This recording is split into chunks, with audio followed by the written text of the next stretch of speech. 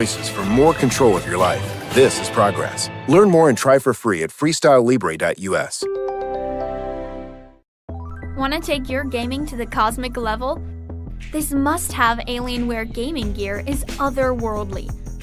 The Alienware 16X Aurora gaming laptop delivers the essentials, striking a perfect balance between performance and portability, all in a sleek, compact design. The Alienware 18 Area 51 gaming laptop shines bright too, offering the ultimate gaming experience. It's engineered for maximum power, but keeps it cool with the newly designed cryo chamber structure. It focuses airflow. Okie dokie. Let's see. Okay. So, hello everybody. It's me, Francisco, joined by my good buddy Charles here. This is Sports Goose 212. I've titled it SummerSlam Bam. Thank you, ma'am. So accurate. Okay. Yeah. So went through that, and yeah. So I mean, as far as this episode's concerned, we're gonna have Charles's SummerSlam review. We're continuing our journeys as far as gaming is concerned. Charles is still with Death Stranding at this point, and I've completed now forever. Yeah, I've completed Donkey Kong, and I've taken a break from it actually. I think after about 50 hours of playing, I think I finally needed a break from the game itself.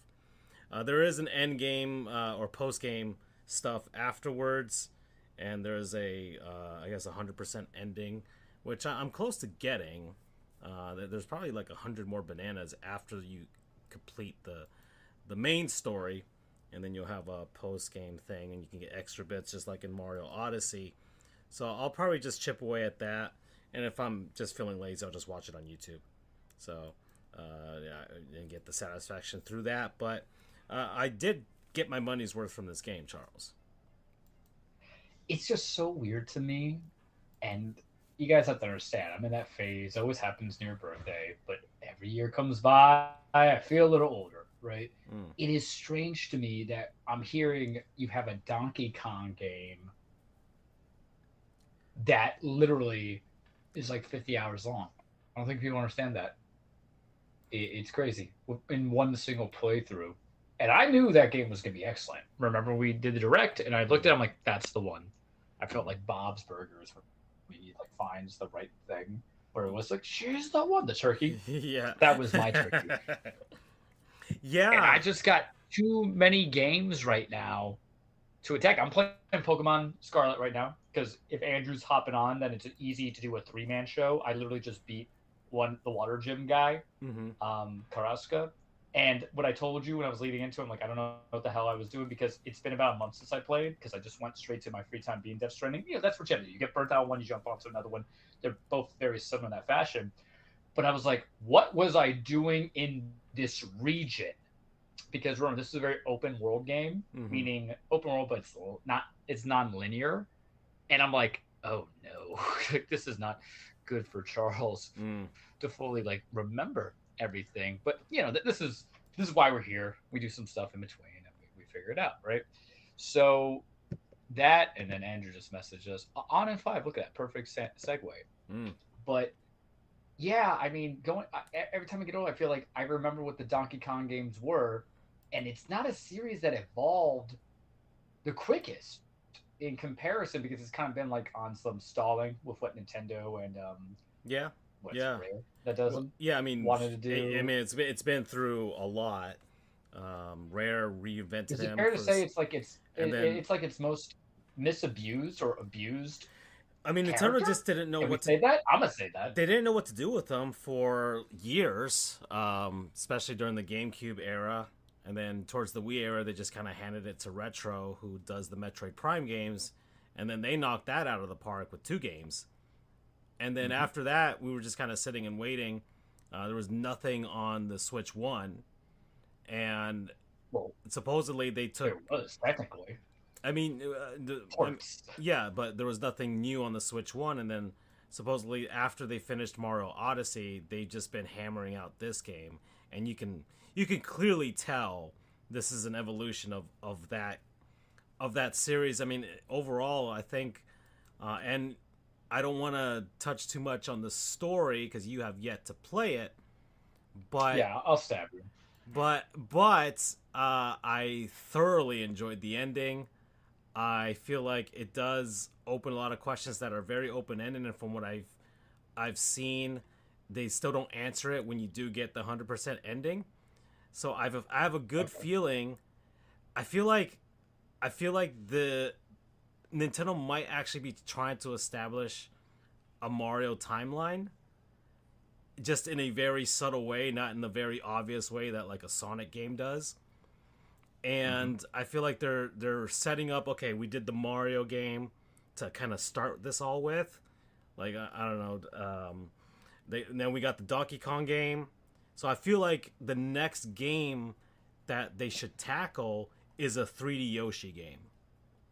Ooh, because I was going to say a different option, but I would not hate that either. A 3D Yoshi game in the vein of Yoshi's Island, because from a timeline standpoint, with the way this game is set up, I feel like it makes the most obvious sense to go forward with that. Because I can't see them going, oh, let's do it. I mean, they could do another Mario game, but I feel like a Yoshi game, if they're trying to establish like some sort of Nintendo universe with at least these characters in the Mario series, then they can do that with Yoshi, and then maybe Charles, we could get that 3D Wario that's more like the Wario Land games as well. So they might be trying to set some stuff up. You got in my head there. Yeah. Because that was going to be my suggestion, either a Wario or a Luigi standpoint. That's not Luigi's Mansion, obviously. And look, give or take, right? I can understand the contention that you've had your fair share. I'm just saying, because we touched point on back to playing Paper Mario, that was in your door, fantastic game, was that maybe that would have been a better move, right? To kind of like have something to continue Luigi's story. But Wario is the one who suffers the most, because every time they try to do a 3D version of it, it just kind of like loses any kind of momentum, because remember the Switch had but the GameCube had tried it. It didn't really go anywhere. It was like a 6 all around, and it didn't know what it wants to be.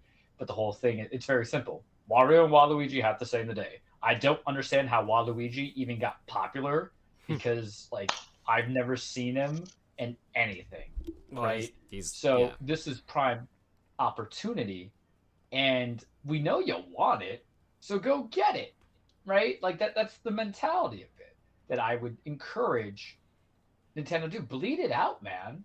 Like, because you won't do Star Fox. I live with that, but no one here ever said, nah, they should never have a Donkey Kong. I would love a Donkey Kong game that was different. Why? Because when we played, I hate to say this, you play one rare Donkey Kong, you play them all. They don't really they just up it a little bit. It's like going from a single hamburger to a double hamburger. Yeah, right? I mean the three like extra dress. The three Donkey, at least the Super Nintendo ones, were very similar. They kind of just played on the same. They maybe a couple new mechanics here and there with just the levels, but they're all pretty much the same thing. And then you could say the same for the two on the Wii and the Wii U. So that would be those, but wouldn't you want like a Wario that isn't like weird party games, or actually like? Well, yeah, that's what I mean. I don't know anybody who's ever bought them.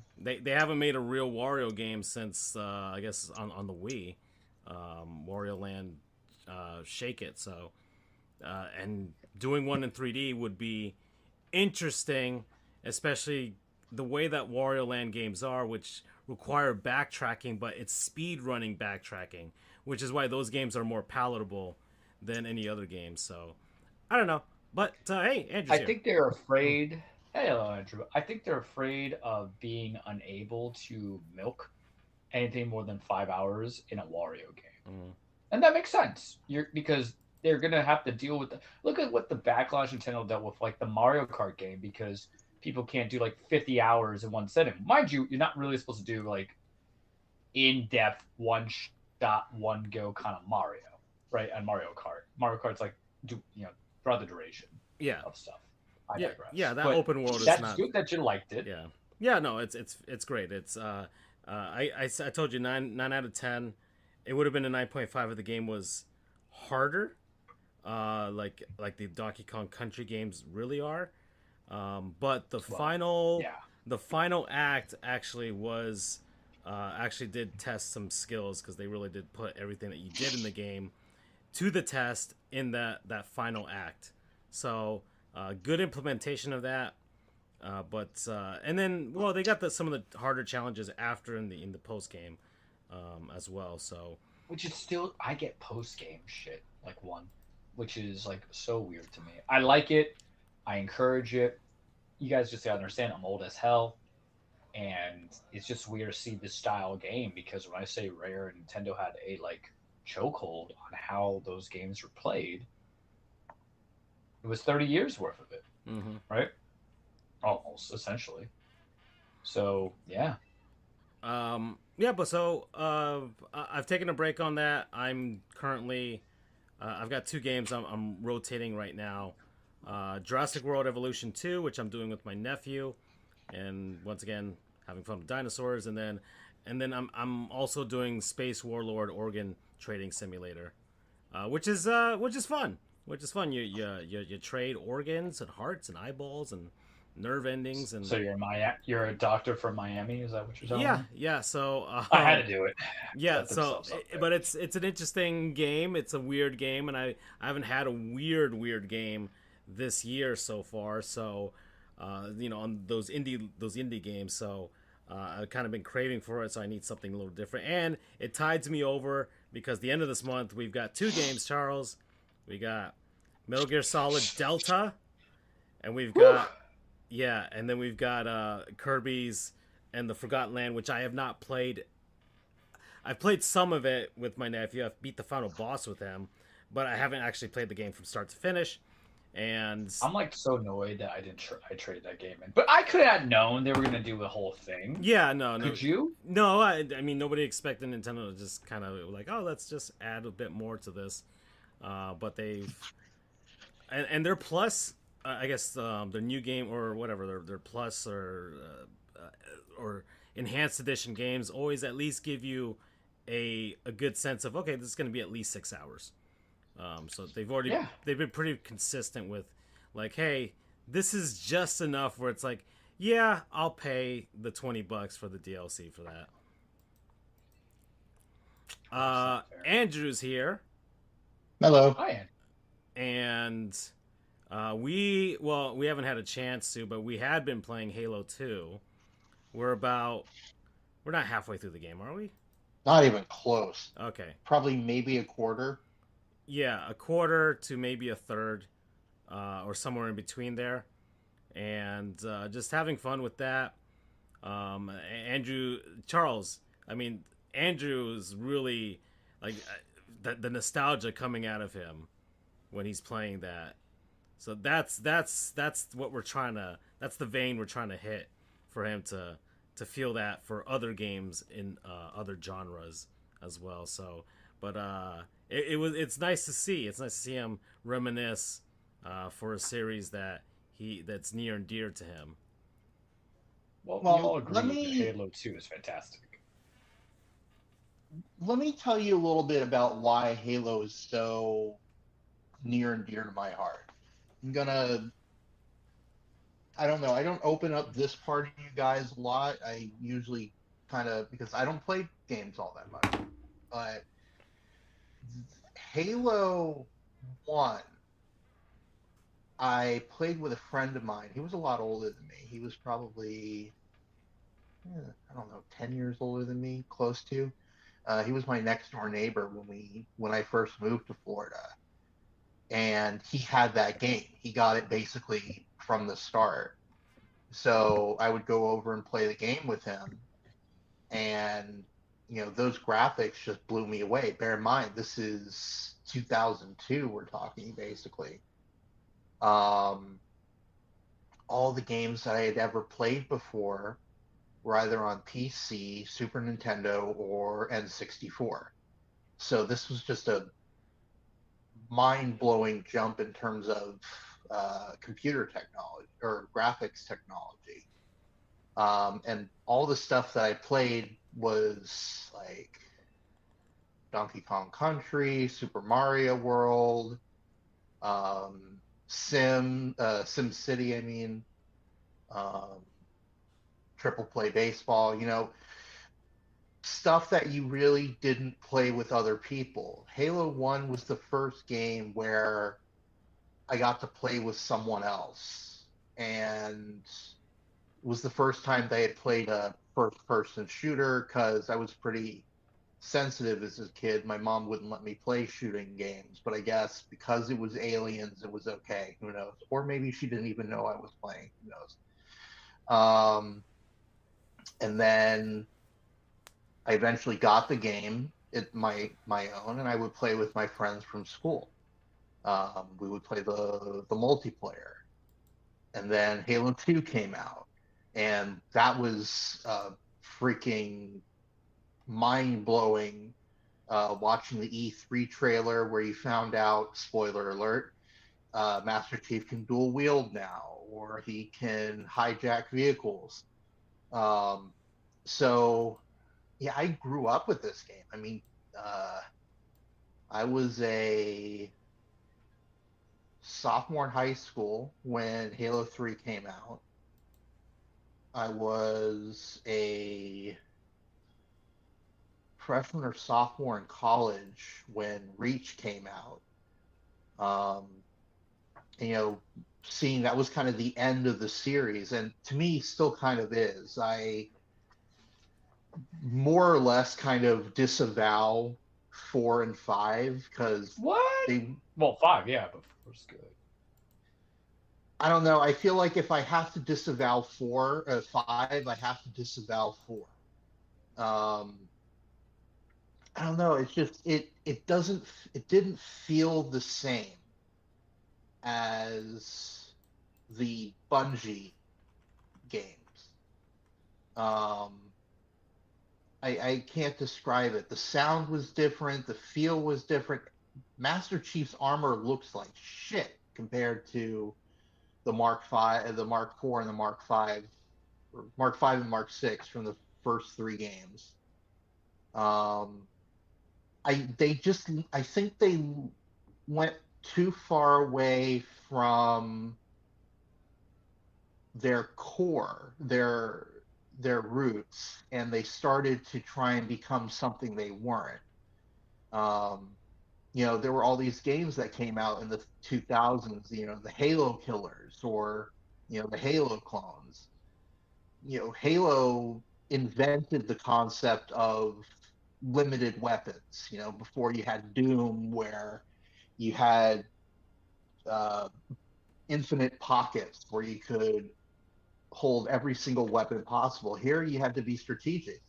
You could only have 2 weapons and a limited number of grenades. And since then, pretty much every other first-person shooter has taken from that, whether alien or realistic like Call of Duty or whatever.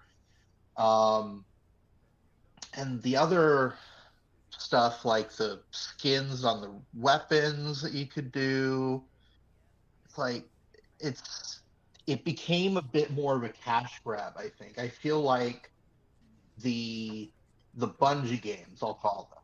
So that's for those listening, that's Halos 1 through 3, the first Halo Wars, Halo Reach, Halo 3 ODST.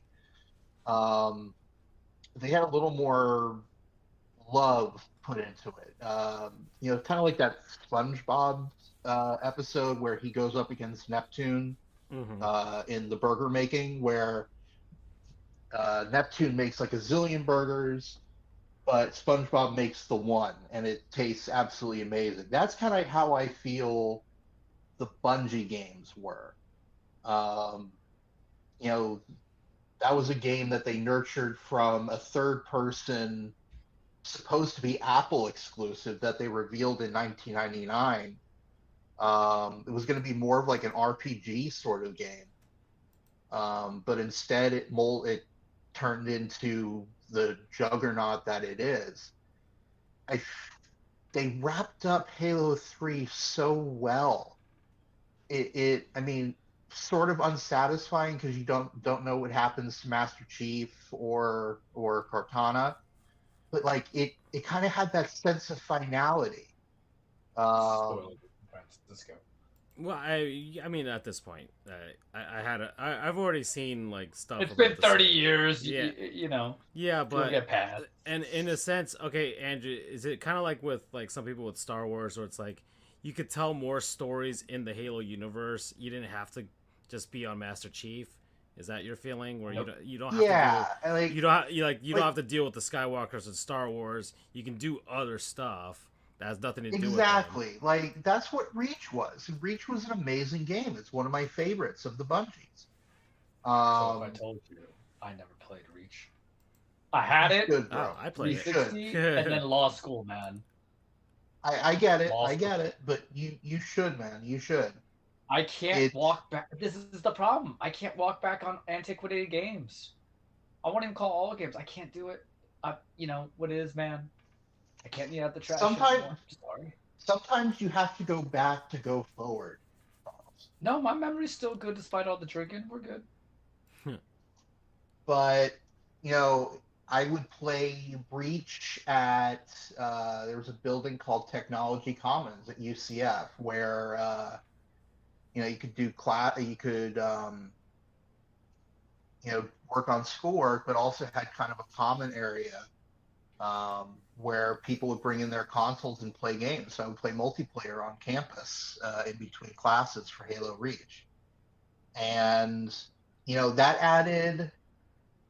It was kind of unique that it had the new abilities that did things that Master Chief, and it kind of breaks with, you know, it's almost like a retcon basically. Like, how did Master Chief not have these things, but these other Spartans did? Francisco, you know exactly what I'm talking about. That's just the geek in me who actually read some of the Halo books. Did you play Mass Effect? No. Oh, because if you're like lore heavy, you know, like just in games, I know apples and oranges, but it just popped up to my brain of how you would like your, you know, your tea, basically. Well, it's kind of Andrew's. I think Andrew, he likes these like space opera type of series. He's a Star Trek fan. I think Mass Effect would be in his realm. Yeah, that's just what I thought. And you kind of Probably would be. You like the Orville as well. So like it seems to be the genre that you gravitate towards. No pun intended. I'll give it a shot. But yeah, so Halo's my baby. You know, aside from it just being a good game, you know, it's I grew up with it. I mean, I told Francisco, my computer that I had when I was 2004, so it would have been 12. I had a wallpaper on my desktop. E-machine or something like that. That's how retro probably. Hey man, listen, Yeah. we all had e-machines. Yeah. And got, You know, it might or a gateway. Yeah. I think it was a gateway. Ah. I did have an e-machine at one point. and then it died You know, every 5 months. I still wonder. Ah. Well, if I still had it, I wonder if I could go back to them and ask them to upgrade my computer for free, because they said they would have it top of the line technology forever. I'm not sure if you remember that little sticker that they had on the disk drive. I could probably do it for you. Can we say it was like the biggest hoax? If you ever find an old one, I could probably give you a retro build. Well, that would be impressive. That would be impressive. Yeah. Must have been. It was either an e-machine or a gateway that I had, but We all had one or the other at the same time. Yeah. Actually, it might have been a Dell. I don't remember, because it was black, and I don't remember gateways being black usually. Okay. But yeah. more importantly, I had a promo picture of Halo 2 as my desktop wallpaper for months before and after the game was released. That's adorable. So again, Halo's my baby, and if uh, if they screw it up, them's fighting words. So that's and to Francisco. I don't know if you've seen any. I could send you some videos of people saying how much they've ruined the franchise. Well, that's why Well, you heard my opinions on 5 and then 6. I heard. Well, that's why I heard Infinite was fine. Yeah, but you don't want. That's why that's why I've stayed away from 5 and Infinite, because I'm 5 usually Cortana's evil. I'm giving that spoiler. I don't even care. It was the stupidest thing. Like, you knew we were going for it. They didn't like that. I'm okay with you spoiling that, but yeah, I got you. Like, for instance, if it's something that I like and they're dragging its dead body up after it was given a nice ending, like Ted Lasso, for instance, they're making another season. I'm very wary because they ended it on a really good note. He's coaching like the women's team now, right? Well, like, side note, they stole that from Letterkenny, because remember Francisco Riley and the other one end up coaching the boys and they end up coaching the girls. So you're not original. Yeah. Even though Shrinking is a good show. But my ultimate point being, if something was given a good ending and you decide to drag it up after it was given a good conclusion, you better not miss, because if you do, I'm going to be angry. Kind of like how I was pleasantly surprised that the new Naked Gun movie, again, highly recommend you guys go see it. Actually, that would be my non-sponsor if we still have that segment. We always have that segment. I was pleasantly surprised that they didn't completely screw it up. I would say more than not. I'm not giving it the credit it deserves. It was actually really good. But in cases like that, I go into it very wary that it's just going to be a cash grab. So I did seek out reviews of what people thought about 5 and Infinite, and the fact that it was almost universally seen as bad. I'm like, nope, not even gonna bother trying to play it. So I know, Francisco, you have your Mario and your Sonic, those games that are near and dear to your heart. Well, Charles, the Sonic series is they've it's an abusive relationship with Francisco. Yeah, I'm ride or die with Sonic the Hedgehog, no matter how awful the games are. The only game I haven't really actually played is Sonic 06. I've never played it. And then everything else, for the most part, I've at least dabbled in. So, anyways. But that is Halo to me. And I suck at multiplayer playing against real people because, unlike them, I can't spend hours a day training to get better. And I've not had internet access, so I can't play online with people on a regular basis. So I suck in that regard. But in terms of in terms of campaign and playing locally, I'm not that bad. It's probably the best. All right, straight up, are you guys on legendary mode with the skulls on or off? No, yeah, I'm not playing with that. It is a bend over challenge. I mean, the one, so the Master Chief Collection has all sorts of options for like how you want to play the games. Nah, Charles, I am never, ever, ever going to go lasso. Never. It's. That's the thing with shooting games. If you make the game's difficulty hard, all your enemies are doing just bullet sponges, and out of all games, if I'm headshotting it shouldn't take 60 tries. You know what I mean? Like I want some like some immersion in there. And I agree a lot with what and I'm going to steal this for a second, Andrew. I won't go on a long diatribe. It was a good series. It was our high school series for a lot of stuff, right? Coming into it. And you had asked me what I thought like the best soundtracks were. And my opinion still holds that they all sound the same. Because it is really the same 3 songs when you come into it. But it's just damn good stuff. And I think for me, Halo 1, me and my buddy, I think the last time I actually played it was when I went to the Carolinas like 7 years ago. Tony and I just kind of like, we had nothing to do. We're like, yeah, let's just go do it. But I remember borrowing Ben's to play with Weinberger for a high school weekend. And then 3, I'm mixed on 3 sometimes. I actually liked ODST more in the grand scheme of things of what 3's story was telling you. But 3 was fine. Didn't get to talk about Reach or play it, so I can't talk about it. I liked 4 just because I think it gave me a more sci-fi story than a combat militaristic sci-fi story, if that makes sense. But they dropped the ball definitely on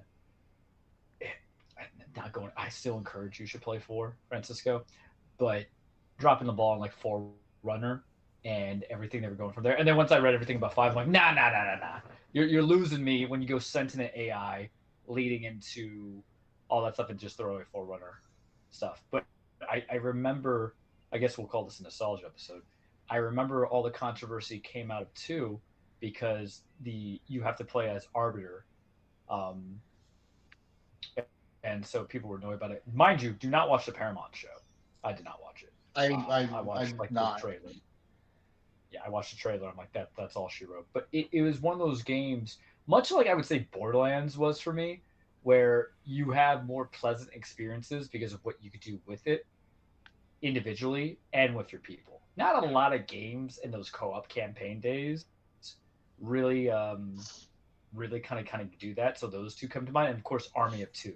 Where me and my buddy Steven would just like play on that PS3, man. Come over, drinking some, Hawaiian punch, right? And then you just do that. So yeah, I think Halo is always gonna be something that it's not something I think back on like gameplay wise or cutscene wise, but there is a romantic aspect of it. Absolutely, 100%. As I was mentioning in our group chat, there are certain. Sorry, I'm playing a game and had a quick time event. What are you playing? Yeah, hold on. Wait a second. Whoa. Nah, it's MLB The Show. Sorry to disappoint you. That's fine. Charles got excited. It's still fine. He's a bit out of breath. I'm still excited. He's a bit out of breath. I know. I feel like I'm 15 again. I felt a little stuff there. Although I have been meaning to play Max Payne at some point. And I haven't even played that. Dear Lord. Listen. Again, these are Charles. I tell you, these are games that I wanted to play growing up, but either didn't have, couldn't afford, whatever, didn't have the time to play. So these are games that my friend had that I watched him play, but I didn't get to play myself, like Kingdom Hearts. That was a game that he had that I watched him play, didn't get to see him finish. And I'm like, okay, now I can finish it. I can play it and finish it myself. If you were right in front of me, I'd kiss you on the mouth right now. Because you just said 2 games. Because you said, hey, Francisco, you have your Mario and Donkey Kongs. I have those too. I feel very attached to those. But I feel, as you guys know, attached to Kingdom Hearts and Max Payne. Granted, I didn't play all the Kingdom Hearts games because, listen, y'all play it too much, man. I'll just watch this. You needed like a Game Boy Advance and Nintendo DS if you wanted to get all the good stuff. Yeah. And then I tried Chain of Memories and it was ass too. But yes, sorry. You got me just too excited here. Especially for the Max Payne, because we know that's a gateway drug to something else. I don't shut up about that. You guys understand the chat. Like, realistically, sometimes what happens, I'll just send stupid gifts to guys because I'm dramatic. Playing the Colombian Argentinian movie. And it'll be like Max when he's like 1 or 2. And then there'll be just like him when he's fat in 3 with a beard. But it's so funny because I threw that in my other chat of the movie starring Mark Wahlberg and Ludacris was in it, and Mila Kunis, and it was just a god awful movie. But my other friend who's a huge Max Payne fan, that's probably why I like it, Ross. Just fling it. Happy birthday, early birthday to him, by the way. But fling it to him and like, remember this? He's like, oh god, it was so atrocious. It really was. Don't watch it, please. I'm trying to think. There was another game. I'll see if I can look it up. Let me see. There's another game that he had, my friend had, that was really cool, and Are you guys gonna see this movie, Good Boy? Huh? never heard of it. It's a horror movie shot in the perspective of a dog. No, I can't do that. I don't cry. I'm gonna watch Weapons though. Yeah, they say that it'll do that to you, and I'm like, oh no. No, Okay, so because I'm gonna like attack every person who hurts their animals. Mm-hmm. So here are a couple more games, guys, that are kind of on my, back of my bucket list I would want to play. Eve of Extinction. Or a fandom show, everybody. Yes. Okay. Yeah. So That's Eve a of Francis Extinction, and I'm sure there are others. If I think of more, I'll tell you in the group chat. The Bouncer was another one. Can't say I recall that. Was it a PS2 game like ball beat 'em up? PS2. Yeah. Okay. All right. My brain's still going. My friend had a lot of PS2 beat 'em ups. He also had Final Fantasy on PC, I think. Or no, it couldn't have been. It's so weird. I like the Kingdom Hearts games, but me and my buddy, he was actually just replaying a lot of the Final Fantasies. I just find that you know how there's people who like anime and manga, and then there's like the show and stuff, and there's that really weird one. But there's a lot of people like the really weird one, not the weird stuff that Francisco would watch or read. I watch slice of life stuff, and but we're talking about even past and a few, we're talking about people who are and a few isekai type of stuff, Okay, I got the perfect example. People go and say, "Hey, Code Geass," and I'm like, she bangs like a desk, dude. I can't get behind that. And this is somebody who's tried Evangelion, and Evangelion's its own monster for anybody who just might agree with me on that one. When you've been out for 30 years and you've had to make 4 different ways for it to make sense. Yeah. Where really entire anime is just a process of depression, if you've ever watched hatred of human beings. If you ever watched the Godzilla, which one was it? Shin Godzilla. Yeah, that's that guy. And if you read what he really wanted to do with that, it's he was gonna get really weird with it. Yeah. Godzilla's, we're a culture show. Godzilla's skin was supposed to come out, and he was gonna be like a hot woman, and then it was weird. And we love how do I want to preface this, because I don't want to get canceled these days, especially in a new position.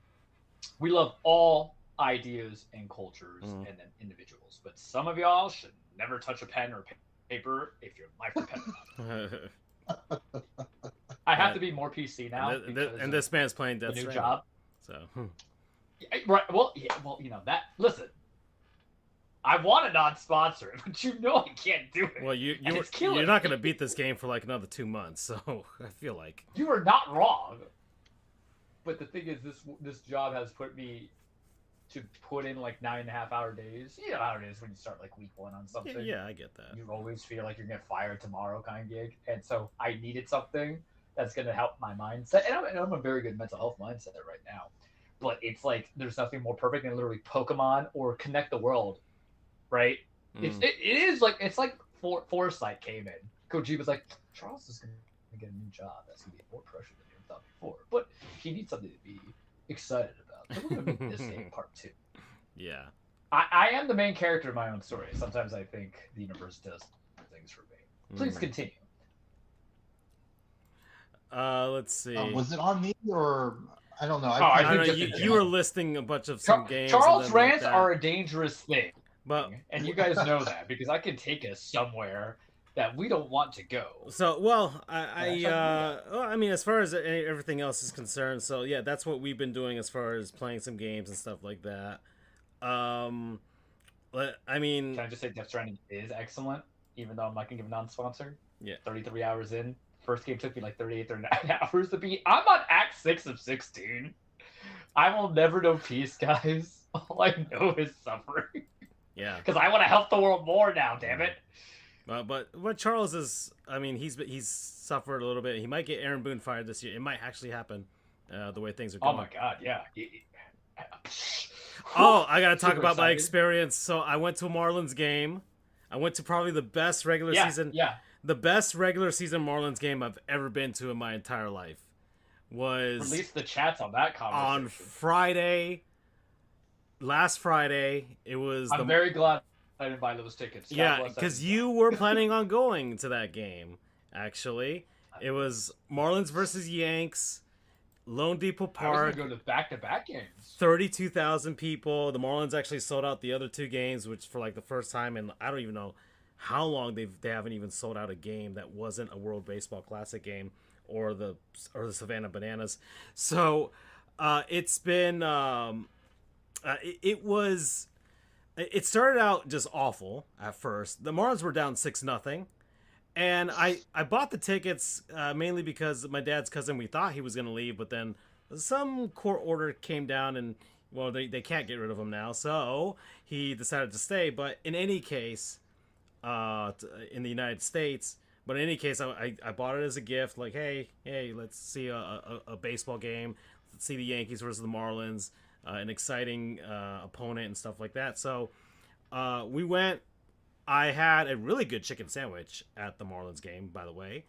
So they have two different chicken stands there, Charles, and Andrew. So It's like one classic and one like Nashville hot kind of gig. so okay, so That's what I remember. yeah, so they have two, and they're not. You're a food show, guys. I just need you to understand that because when it comes to food, I am all ears. So they had two different chicken stands there. I forgot what one was called. The other one's called Foul Pole. The one that was called Foul Pole had like the usual chicken fare from a stadium food perspective. You know, the tenders. You know, a chicken sandwich using those same tenders in that sense, and then you got the fries and all that stuff. But then they had the other one, which had the hand breaded version of all that. And my dad had the like the regular chicken sandwich, and I waited in line for the other one and the hand breaded one. Wow, like the difference, a huge difference. It was legitimately a very good tasting burger. They had like 7 different sauces out there for you to try. I had the Carolina barbecue sauce, which is very. I mean, we were talking about It's a barbecue. gold rush. Yeah, barbecue sauce, man. I like me some Carolina. So that was really good. They had the hot honey as well. They had the honey mustard and a bunch of other stuff. So plenty of flavors. Are we done with hot honey? Has it just died out? Everybody was. Well, I mean, Pizza Hut put it on their pizza, and then no, but I tried it for you guys. yeah, but no, I had I had a hot honey chicken sandwich at an Italian place for some reason the other day, and it was actually really good. It felt more like an They orange like chicken. to do it with like burrata. They like to do it with like burrata cheese. Yeah. I had it at Elisabetta's. I don't know if it's here on Flagler, here in West Palm. I remember it, but I never. Yeah, it's down by. It has like a rooftop bar and stuff like that. It's actually a nice joint. So, but anyways, chicken sandwich, excellent, fantastic. Actually, was helping with that while I was getting the chicken sandwich. Giancarlo Stanton hit a home run, and he put you guys up like 3-0 at that point. And He gets all the big vessels. I don't give a shit. yeah, no, I'm hoping as you know, I'm hoping he gets to 500. I know he's not going to go in the Hall of Fame as a Marlin. I get that. But What was that thing I put in the chat? I No, I can't say it. don't I'll be remember. recorded easy.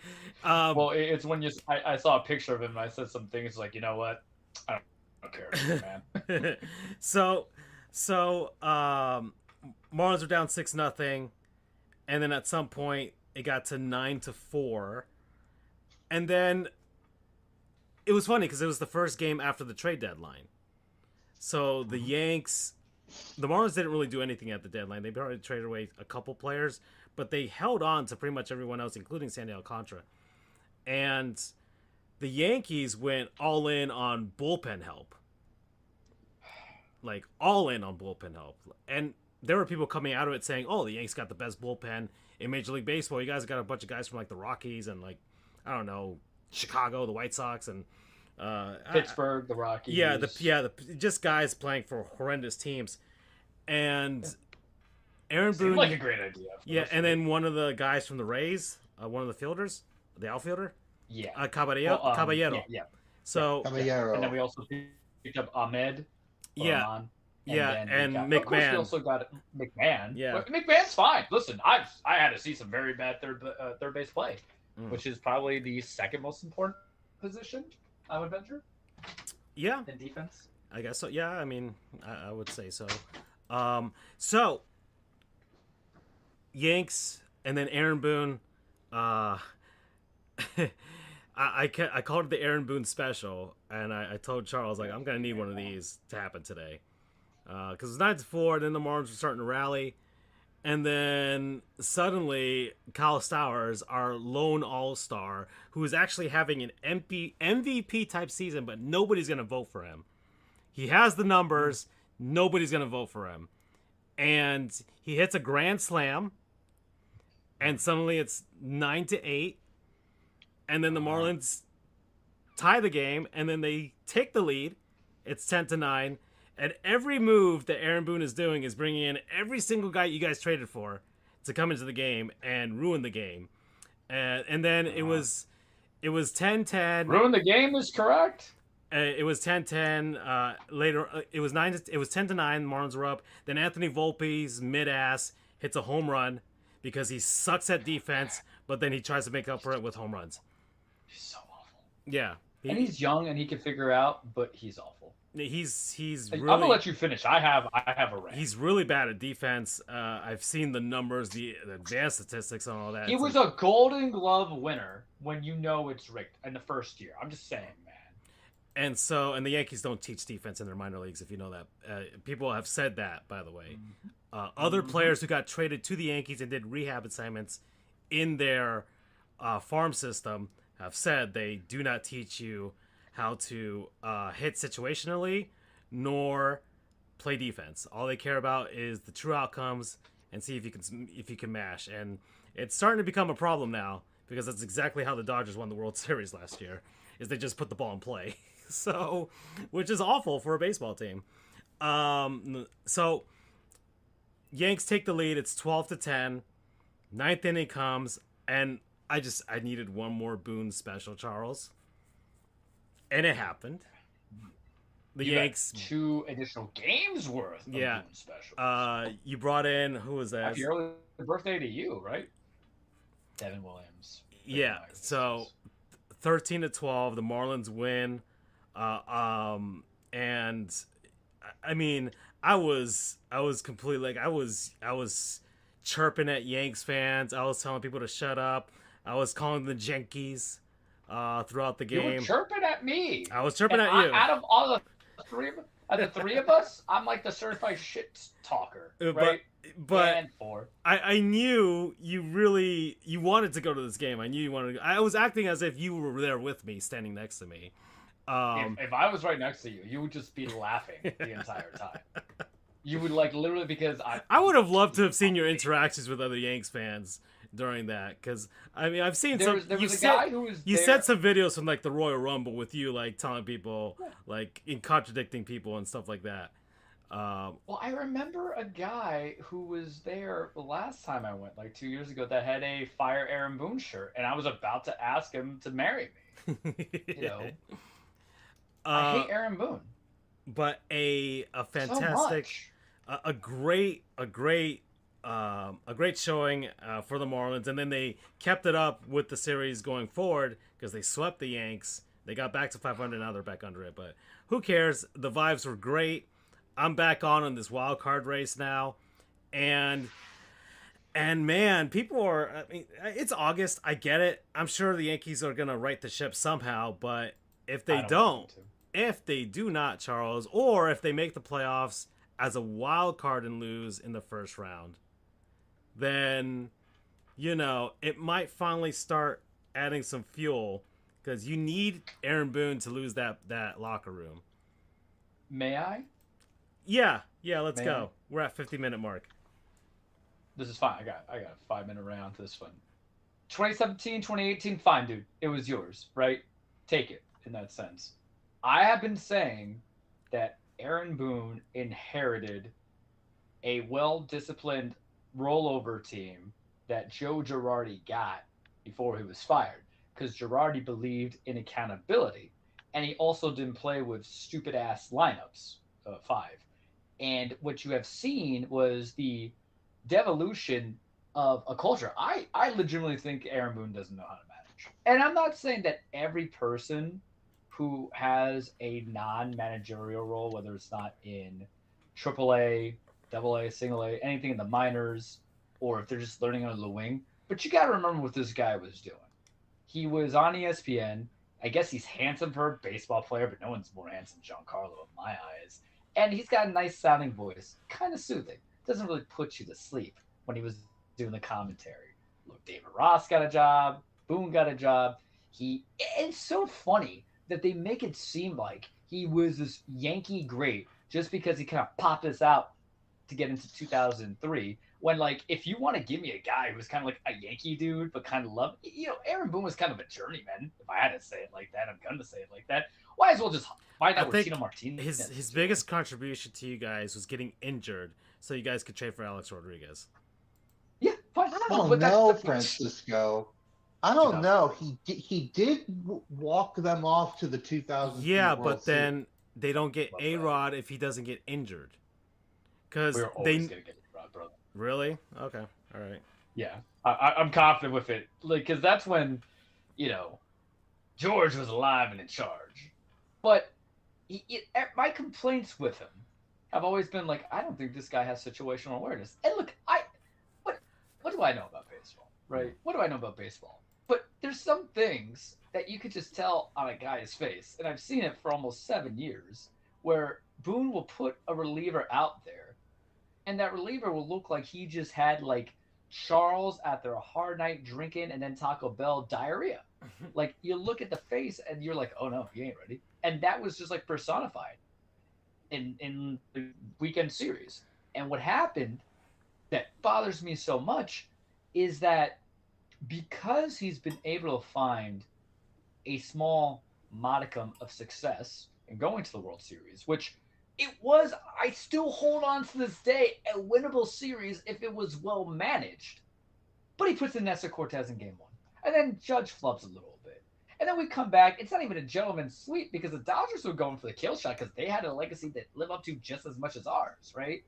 But if you gave me a different manager, you really had something special, in my opinion. I was asking for Rick Renteria to be our manager 5 years ago when the White Sox fired him. And it really just comes down to, if you know your guys are just dinger hitters and you don't have, and they strike out too much. It's not like Giancarlo, who I give it like a lifetime pass. I always have. But like Volpe's really bad. You need to sit Volpe. He plays the hardest position defensively, in my opinion, being a shortstop. And then he just has 15 errors. And I don't care if he has home runs. Grisham, 19, 20 home runs. What are we doing here? And then Judge got hurt, and it's going to take some time. And it's like, what is his finger on the pulse? And Judge had even like that elbow pain leading into the prior series that he fully got hurt. And I'm like, what are you doing? And his response, he just likes to chirp at the umps. And they think he's built for New York media. And Joe Torre was built for New York media. Girardi had played in it more respectively because he also dealt with the youth so he can handle it. I think he just likes to be a clown, but he doesn't realize we're kind of laughing at you as the joke and not that you're being the joke. And because of the fact that he got to the World Series last year, and because of the fact that we are going to say, hey, the Astros cheated, which they did, whether or not Aroldis Chapman was readable or not, we're going to hold him on longer. The guy should have been 3, maybe 4-year max experiment. And the problem is, there's a guy who I would want wholeheartedly to be the proper successor for Charles and his New York Yankees, who I think kind of like be honest with the team and galvanize the team, and then not like just give up on. Sometimes you just can't give up on closers too. We understand that because you're going to tire them out. And what's going to happen next game? But Skip Schumacher is just chilling somewhere because I remember he took like a manager of a former Marlins, and he's in Texas as like a consultant or something right now. Ah, my God. And I'm just like, that's who I want. That's who I desire. Because I think he hits that genetic makeup of like, he's not going to be a yes man, but he's going to be a guy that's going to say yes to his players. Because there's that, still I was an old timer a little bit. And then I get Aaron Boone, and guys, legitimately, I've stopped watching. I've just stopped looking at the standings. I really don't care. And when have I done that? In the times I've had to, I've been Mr. Baseball out of us for the last several years, for the show, for everything, and I just can't do it anymore. Like, okay, you got banged up by the Blue Jays. I said they were actually going to be very good to a former coworker of mine who is a Blue Jays fan. I just saw a pen and paper, like, no, they're going to be fine. Whether or not Shane Bieber is going to be that dude, we'll see when he comes back, assuming. And then Pokemon just stuttered and crashed on me. But like, I just like the trades were fine. I'm fine with McMahon coming in. The running joke that he's Vince McMahon's nephew kind of cracked me up. He's not. But we're fine with McMahon. But Gil, like, I don't even know if you put Gil out there too early and just came up. And I'm like, why? And then, like, Cashman's also the issue, too.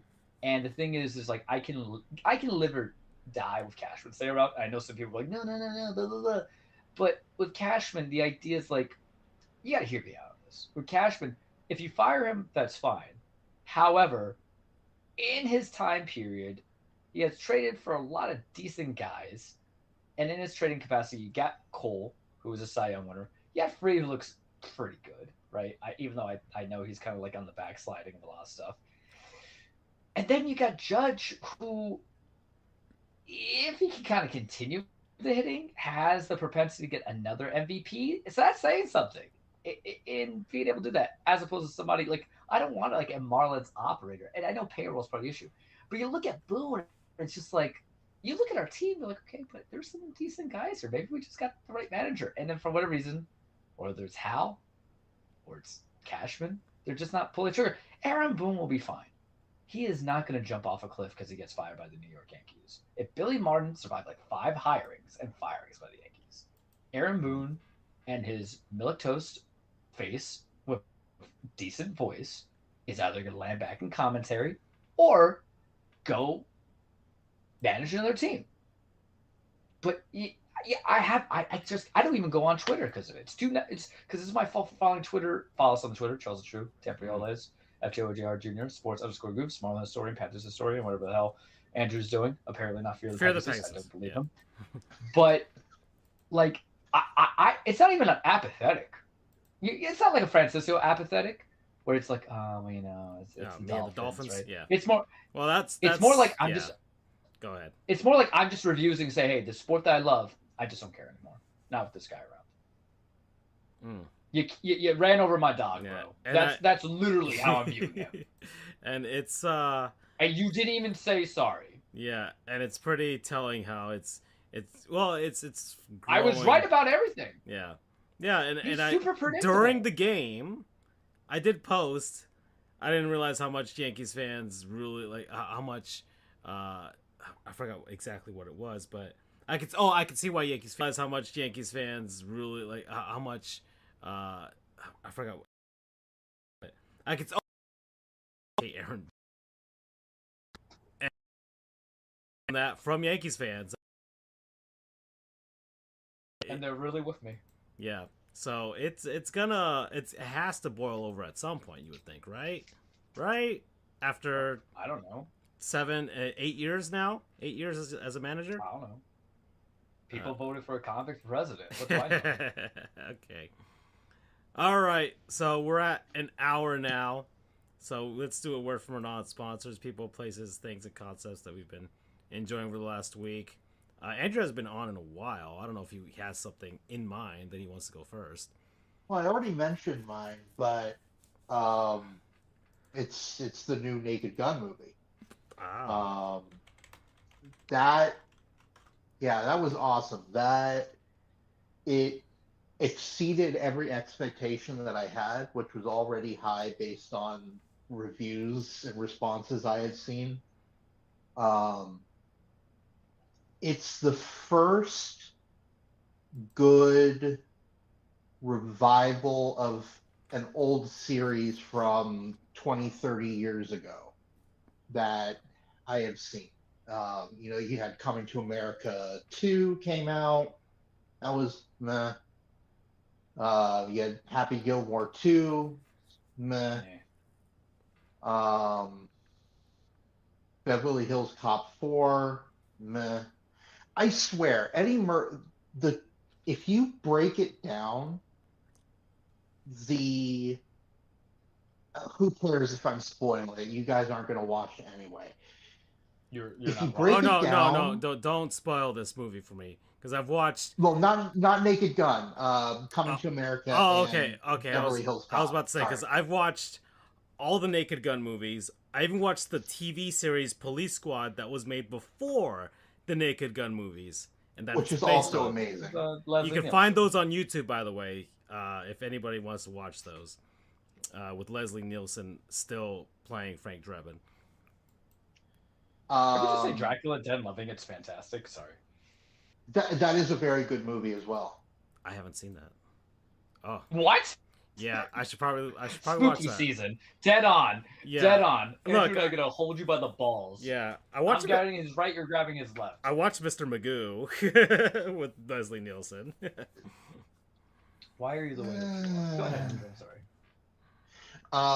But literally, if you take away the kind of unique things about the various movies, and again, I'm talking about Beverly Hills Cop 4 and Coming to America 2, which for people who don't know, those are both Eddie Murphy movies. Back when he was actually funny. He were funny and raunchy. I'll put it that way. He was funny as Donkey in Shrek, but funny and raunchy. It's literally the same premise: is absentee father tries to reconnect with child doesn't want to reconnect with them because they were absentee parent. Some kind of situation happens that puts them together, they reconcile, the end. That is literally the premise of those two movies. I don't know if he had some sort of subconscious itch that he wanted to scratch, that I was an absentee father as well, so this is my way of making it up to them, because that's crazy to come up with two movies with the same plot. Either that, or he just knew that people would watch it. I don't know, but those were obviously cash grabs. They were made for the sake of being made. So this movie, I guess that Seth MacFarlane produced it. Like they definitely respected the source material. Oh, I wouldn't just say respected. It was well, and first off, the director in the movie, kind of that spearhead, is one of the three guys from Lonely Island. Akiva Shriver, Akiva Schaffer. He was one of the three from Lonely Island. Andy Samberg provided a voice in the movie, by the way. But yeah, Schaefer, McFarlane were kind of the two big people. It gives me a little bit of hope for the new. Well, I'll get to there in a second, but I don't know how they did it, but they somehow found a way to capture the essence of the original movies without trying to be. This is not going to make any sense, and yet it'll make complete sense when I tell you. They didn't copy it, but they somehow retained the essence of it without trying to be the original movies. They realized no one is Leslie Nielsen. No one could ever be Leslie Nielsen. So they started off on good footing by saying this was, well, no, no spoilers. But I don't know how they did it. It's such a fine line to walk. I guess it started by, what's his name again? Liam Neeson, which is ironically kind of close to Leslie Nielsen, as everyone has brought up. They recognized and realized Neeson is nothing like Nielsen, and they didn't try to make Neeson be Nielsen. Neeson is a very serious actor, and that's come through in all of his action movies. Taken, whatever the release the Schindler's List, if you're talking about drama and seriousness. Well, yes, but in terms of action movies, Neeson and Nielsen are nothing alike. Even if you put them in the same movies, Nielsen was absolutely brilliant as being the straight man. If you guys have seen Airplane, that is him at his finest. And The Naked Guns as well. He's incredible at this line of in the Naked Gun series. He's incredible at finding this line of being straight and serious, while also kind of at times coming off as a bit incompetent, I guess you could say. That was kind of the hallmark of The Naked Guns. And that is something that Liam Neeson could never be. In his core as an actor, he is the uber serious type. There's not a chance that he would be able to replicate Leslie Nielsen. And they didn't make him. They let him do his thing. They retained enough of the spirit of the original, but didn't try to force it to be the original. Does that make any sort of sense? Yeah, we got it. And it gives me hope that maybe the new Spaceballs movie might be good. Because even though he's not directing it, it still involves Mel Brooks. Did you watch History of the World Part 2? I have not. Yeah. I hope Mel doesn't make it before that release date, all I'm saying. What's that? I said better hope that man doesn't make it to the release date, just saying. It was rough. But also, that's a tough... Slapstick satirical parodies are kind of tough in 2025, because everybody wants to be satirical to begin with. Everybody thinks there's biting sarcasm in every little joke. But it really... I get what Andrew's saying, though, where, if you nail down, that select kind of genre, you got something special. So I have a slight glimmer of hope that maybe they would be able to pull that off. But that being said, I don't do this often with movies anymore in theaters, but due in part to the fact that movies are super cheap on Tuesdays. By the way, I guess a side non-sponsor would be Regal Theaters, who offers $6 movies, not including tax, on Tuesdays.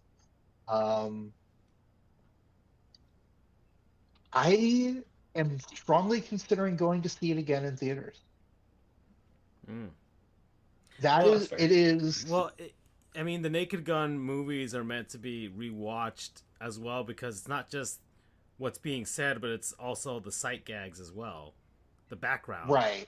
So you have to rewatch it to see some of the jokes that are in the background as well. And more than just that, I have not heard any sort of like, the last time that I heard any sort of real crowd interaction at a movie was seeing Avengers Endgame in 2019.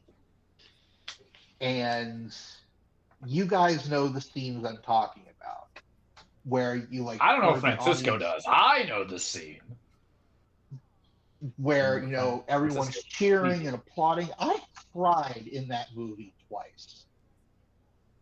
I don't usually cry in movies, but the music and the crowd is like, oh, beautiful. I have not been to a movie since then, and I haven't gone to movies all that often ever since COVID. I try to be extra careful. But being in that crowd with the laughing, it so added to the experience that you don't get at home. That was almost, I didn't see it in 3D, but it kind of added a third dimension to the movie, being kind of in the presence of others, everyone having a shared guffaw and laugh. I haven't laughed in a movie in forever. It was just such a great moment.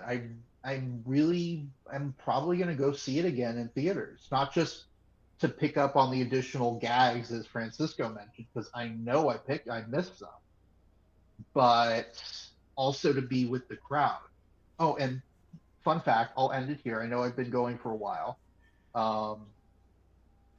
As a nod to the first Naked Gun movie, Regal has a special edition popcorn box that is a beaver.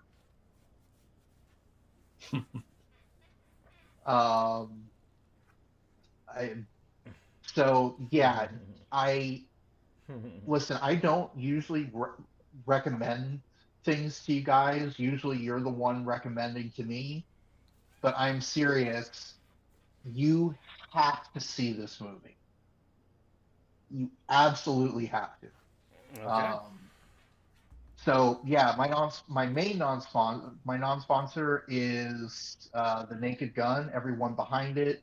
Promo code Nice Beaver. All right. You want to go up, Charles? Yeah. It's kind of tough, right? Because I kind of want to do a little bit of the entertainment thing, but I'll do that next week if I finish the 2 shows that I have been watching, which I have put heavily in the chat. Like them. Not going to non-sponsor them yet because, it's very tough with television. You watch a movie, you get the idea of a movie, right? I think all 3 of you agree with me on that one. You watch a TV show and you get caught up to a season. Like, if it's just waiting for a season, then it's like, okay, maybe I don't, talk about it or anything like that. But, if you're going to give me 2 seasons of it to watch, I'm going to watch 2 seasons of it. We're going to see. Instead, I'll switch it up because, as y'all know, I'm a traveling man now. Traveling Trujillo. I'm no longer a litigator. As I was trying to explain to my mother, I'm more attorney than lawyer. And then she's like, what does that mean? I thought they were all the same. I'm like, yeah, but a little different, right? I always kind of personify that lawyers are litigators and the courtroom attorneys, they could just be anything. So I've been on the road. I was in Tampa Sunday, quick in and out, right? Quick in and out going from there. And I was hungry. And one of the things I told myself was, okay, if I'm going to be out, and thankfully the places I'm going to have to travel to amongst the regions I have are going to be at least 3 hours from me, max for the most part, unless I get to Key West or if I have to go to Tampa or if I have to go deal with lobbyists in Tallahassee. I don't know where life's going to take me, right? But I said, all right, Charles, wherever you go now on the road, if you're hungry, no matter where you go, you can't go pop in fast food. So I'm not even in Tampa, right? I'm more City kind of thing coming into it, and there's a Burger King. I get in my hotel. It was I got to get something to eat before SummerSlam. All these things. I said, okay, what am I gonna go from there? And I'm looking at the app, DoorDash, YouTube, or Uber, or whatever, trying to figure out some stuff. So I was like, okay, no one knows where we're going. We're just going to see from there. I ended up going to a place called Salem's Fresh Eats. And it literally had everything you could think of what you wanted to order. And I was mildly impressed beyond belief, because if I wanted fried chicken, fried chicken. If I wanted fried catfish, I could fried catfish. If I wanted, all these other kind of styles of food, I can have it. If I wanted a gyro, I can have a gyro. It was kind of like a buffet, right? And they call it fresh to order, which most places aren't really fresh to order. You're probably fresh-ish, right? Like Fresh Prince of Bel-Air, you got roughed up a little bit, nothing else too crazy, right? That being said, what I did order was my own little bowl. It was kind of like, it was like, okay, let's imitate every other person out there and make it a little better. So what I ordered was a bowl of just rice, peppers, grilled chicken tossed in hot sauce, just to give it a little bit of a kick, right? For like $12, and it was delicious. I was like, yo, what? Huh? Because the thing is that when it comes to nutrition and you're always on the road, what do you follow? Wrestlers, Charles. That's what you follow, because they're always on the road. And you know me, I love my wrestling. Maybe not for long, but I still love it. So I had it. It was quite delicious. And I also had a vanilla milkshake. And my tummy wanted to have a conversation with me about why I thought it was smart to have a vanilla milkshake when I had just down grilled chicken tossed in hot sauce, oh boy, peppers, where's this rice. located? And I said, listen, it was wherever I was off of Ybor City, like Salem's Fresh Eats. Salem's? And it didn't take forever. It all cost me like $20, and I thought it was just darn good stuff, man.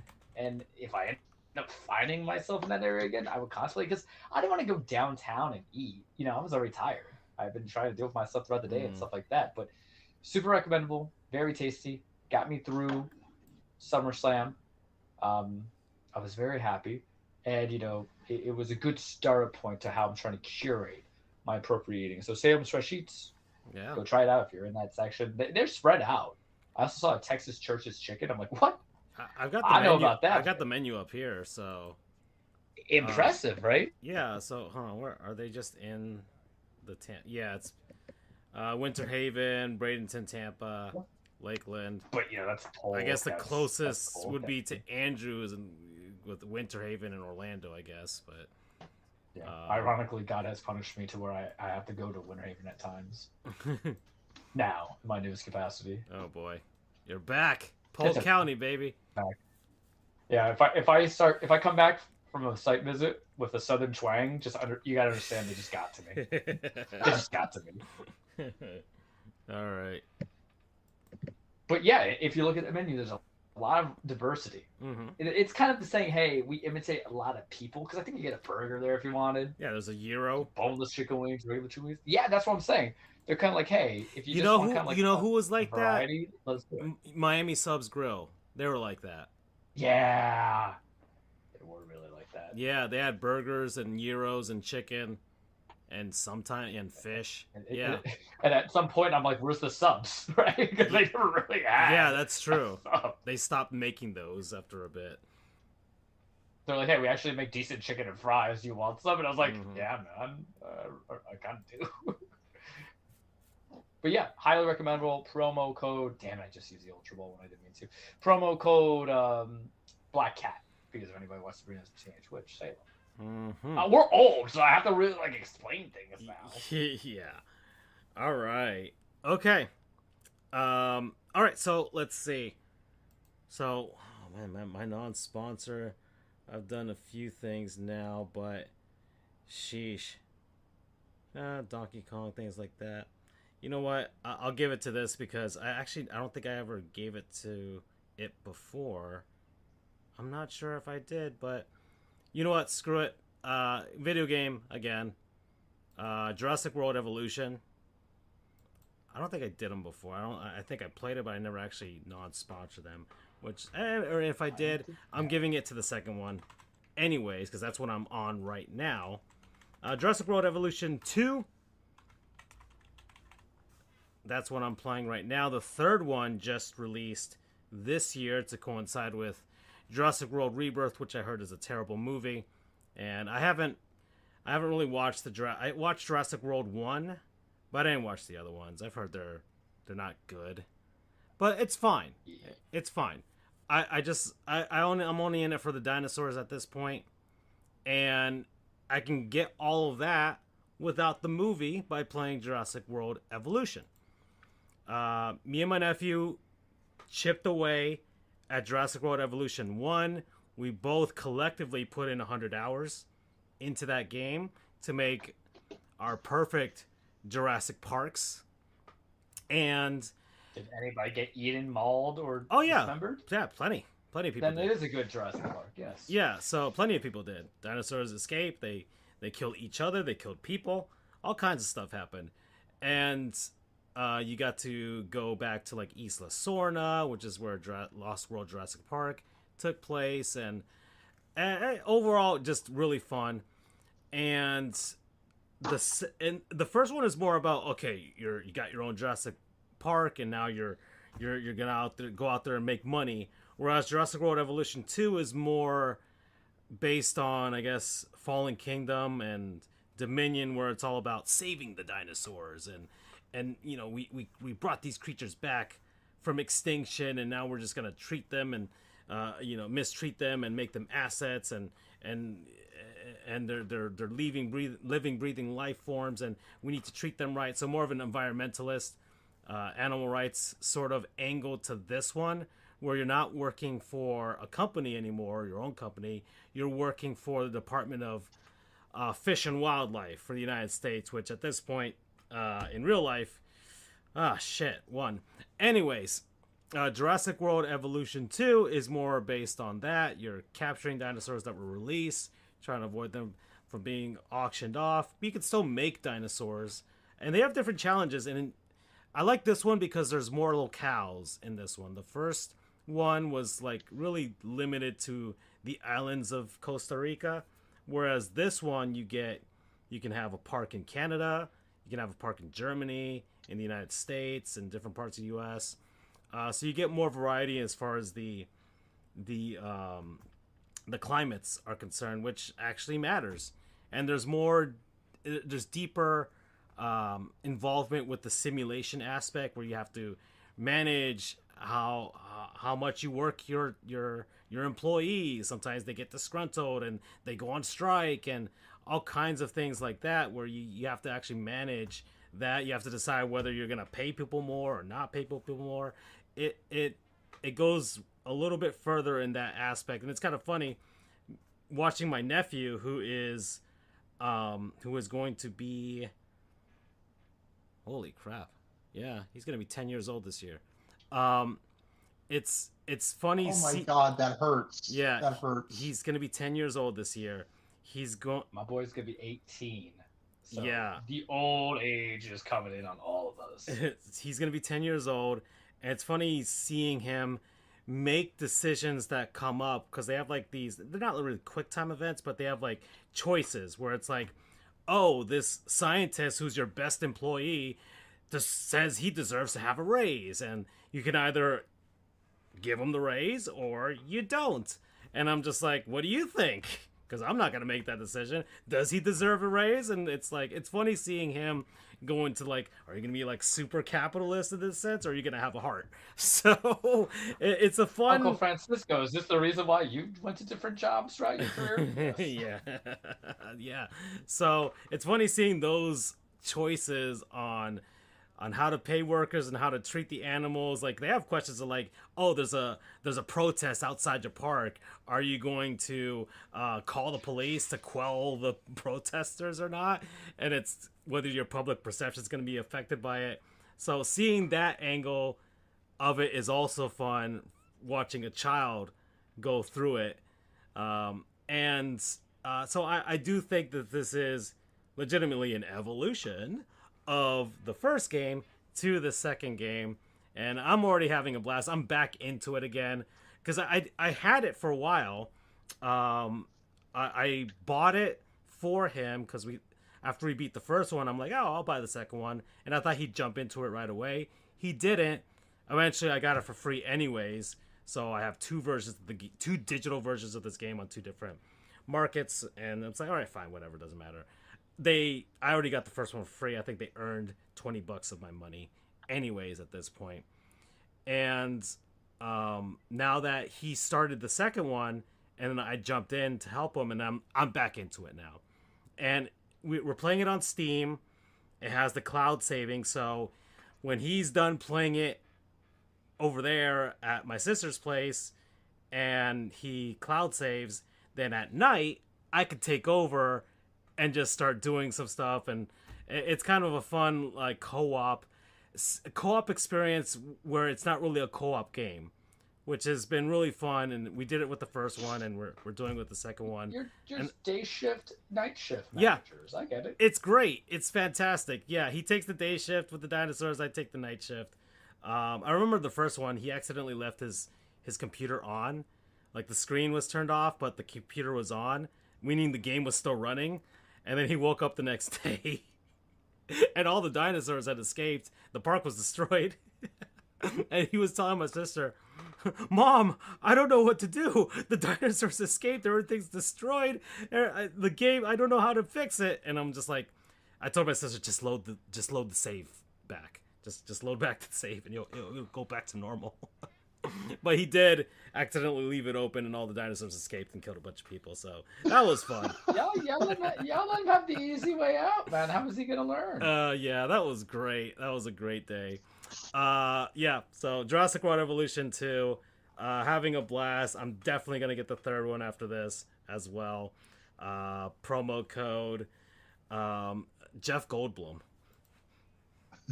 Fair. Who's actually one of the few people that lends his voice in this game. Like, legitimately, it's good. It's Jeff Goldblum. I mean, yeah. Who else do you get? Him or Sam McNeil? No, right? well, yeah, I appreciate him. Well, he's Or the only Sam one, because you had you have Chris Pratt. He's not gonna lend his voice. I mean, he'll lend his voice to anything if the money's right. Yeah, but not for this one apparently. But Jeff Goldblum, sure. But Jeff Goldblum does weird shit too all the time. I mean, I don't know if you've ever watched Tim and Eric Awesome Show. He does that. Yeah. He's in Portlandia. Like, he does weird things. I think he was in, like, Harvey Birdman. Jeff Goldblum just likes doing weird things, and that's why we love him. Jeff Goldblum needs money, and he understands that he's easily casted almost any kind of... Really, when you think about it, he could almost be in anything. Yeah. Because he was. All the old school 80 actors, man. Alrighty. So, we're at an hour and 27 minutes. It is 9:24. Charles, I think we should just go to the cage. Yeah, that's fine. So let's pop in it. News. There was some stuff going on over the weekend, a pay-per-view and everything. You were gonna get a review on that, so I'm excited to see it because I saw reactions to stuff, of course, on the socials as well. Reactions to things, and I want to hear your thoughts on certain people coming back from injuries and your feelings on people. So let's go. Welcome back to your weekly Truplex The Cage with Charles Romer. Disclaimer: wrestling is not fake. It's scripted. Stage fight. It's a song and dance. It's poetry and emotion. It's men and women being the holy hell of each other, trying to establish legacies, chase championships, and do it for Charles. Now, I'm going to give the disclaimer now because I think it's well earned. In comparison, we might be ending the cage. We might be ending. Oh boy. And it's not even for what you think it is. It's going to be that Charles is going to continue to watch wrestling. Charles will continue to watch AEW, but he only does once or twice a year, pay-per-view at most. Granted, it'll be on Max, and I can watch it there. WWE kind of making it impossible if you do it, because I'll start with this, because I'd rather be upfront. I like to give bad news instead of good news. And SummerSlam's subjective. You either liked it or you didn't like it, right? But so, as y'all know, new licensing rights for WWE pay-per-views are now going to go to ESPN. The Peacock Beauty that was there is going to be done by 2026. And so you're getting two kind of options, and they've been kind of silent about it. You're either going to get the, hey, here's our crappy ESPN app because ESPN Plus couldn't sell, and then we lost and exiled and isolated a lot of our consumer base for the years by putting in a hack in Stephen A. Smith and kind of like a sexual fiend in Shannon Sharp, right? If you listen to Nightcap and stuff like that on Prime TV, so we need to get people back in here. And we dropped the ball with top ranked boxing And we realized buying an ACC network didn't work because when it comes to actual viewing, you're going to get more SEC people, and that's why CBS came in. So let's go ahead and buy out the licensing rights for WWE pay-per-views on our digital broadcast for $30 a month. Now they say that that's for the digital only kind of thing. They say if you have a cable subscription, and that's such a broad word anyway, you will still get access to the pay-per-views. However, it doesn't answer the question of am I still going to have to pay for said pay-per-views? Because remember, they did the same thing with UFC, where they're like, oh, we're your top of line streaming service for UFC, but I'm not getting anything free on UFC on the MMA stuff. You're getting like the pre-show, which no one knows anybody names to begin with, and then you have to pay for the remainder of the subscription. And I look at, and y'all know I'm cheap. You guys know I'm cheap, but I've been conditioned for so long with the WWE network that I was like, all right, it's $10 a month for fantastic pay-per-view and a library. And then it became like, okay, it's on Peacock. And Peacock, I don't pay a lot of money for. And, it gives me access and content to like great television shows. I can watch Brooklyn Nine-Nine. I can watch The Office. I can watch Parker Rex. I can watch some of the Harry Potter movies. I can watch other movies that have to go from there. But, and some people, like my buddy who's a big wrestling fan was talking to me about it. And he was like, F this company, go from there. I'm like, no, I think it's a strategic business decision. It's one that I would make because you're not even selling out your company, you're just selling out a licensing right for some of the streaming. You split the baby 4 ways of Netflix gets Raw, Peacock Universal, or was it Comcast Universal now, whatever, gets SmackDown. CW has NXT, and now remember they bought AAA, so whatever they're gonna do with that is to be seen. So I'm not gonna sweat the technique here, but then you went to ESPN, who, if I paid them money, offers me legitimately nothing that I care about. I'm not a 19-year-old boy circa 2008, 2009, and I attack ESPN a lot. It's the reason why we created this show. So this is actually relevant to everything that we existed for when we were a sports show, because ESPN was just talking heads, and I liked it because remember, we didn't have that. We're old. We didn't have that instantaneous fix of information. There was really no good Twitter in like 2008, 2009. I couldn't go know what's going on in sports. No. And you had some good players who out there. You had good commentators. Nobody was doing sports on YouTube or anything like that. Yeah. Yeah. And so it was a vessel. It was an access point. It was a gateway. And then, I think I really just cut the cord on ESPN about a year before we got the show going on, because I realized we're all going to die one day. And how do I want to waste my time? And I'd rather waste my time watching like silly, weird anime or wrestling or, TV shows or movies or just playing video games or just taking 30 minutes in the shower than watching Stephen A. Smith and Skip Bayless and all those guys kind of going at it, because they were not my cup of tea. And then like ESPN started putting on like people who, why am I listening to Kendrick Perkins about basketball? Right? Like, and people are like, well, he's a former champion. His stats are like 2, 4, and 4, man. And why am I listening to Dan Orlovsky, who is his entire career is predicated on getting a safety going about, oh, well, he admits it. No, you put him out there because he's handsome. He's safe white. I'm going to say it like that. And he has a good sounding voice.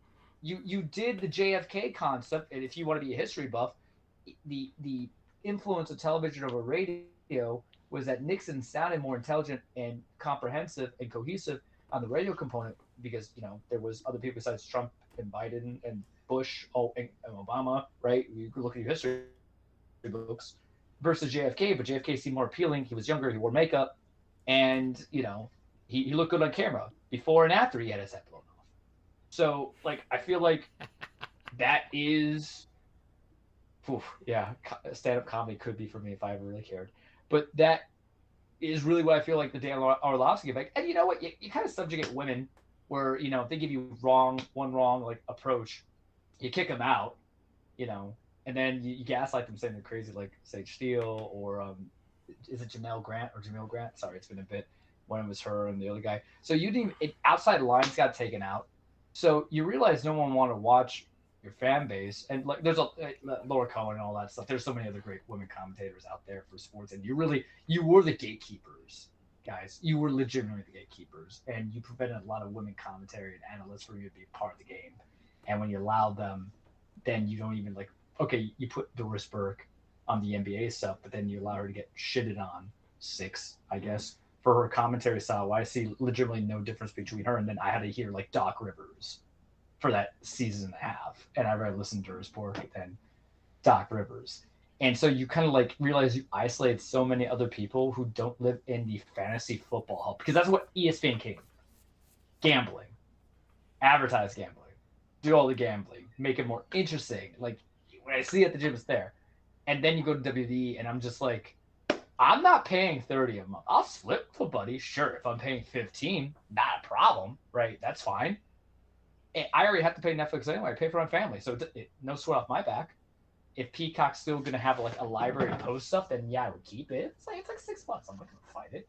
But the pay-per-views, it's really gonna be treated the way I was watching wrestling beforehand, where I'm just like, all right, what's Twitter tell me? Same way I treat AEW. But here's the difference. AEW will at least give me some good free TV matches. Raw and SmackDown are not for that, my guys. Like, I can't tell you, when's the last time you've heard me like, oh man, look this excellent match that happened on Raw. It's to build me to a pay-per-view. So you're telling me, and the thing is that the mouse is greedy, the mouse is a monopoly, the mouse needs to be destroyed. ESPN's a vision of the mouse. You guys have heard me say that for so long. Sorry, Andrew, I know you like Disney, but they got to fall, man. And this is another way to no, you're on point, man. Yeah, oh good, I'll take that. And they realized like 30 is substantial for a sport. This is the cage turning into like crapping. This is back to the OG ways of how we attack stuff. You don't even have all sports broadcasted. If you were like, hey, we're the Sport Pirates websites on drugs, yeah, sure. If you're telling me I can get almost everything out there, if you got good boxing, if I could watch the MMA, even though MMA is kind of a joke these days. If I could get and I love basketball, but you took the TNT crew from me, right? Fuckers, 7. If I can get all my sports, got ESPN because you bought Red Zone. This all happens in one fell swoop.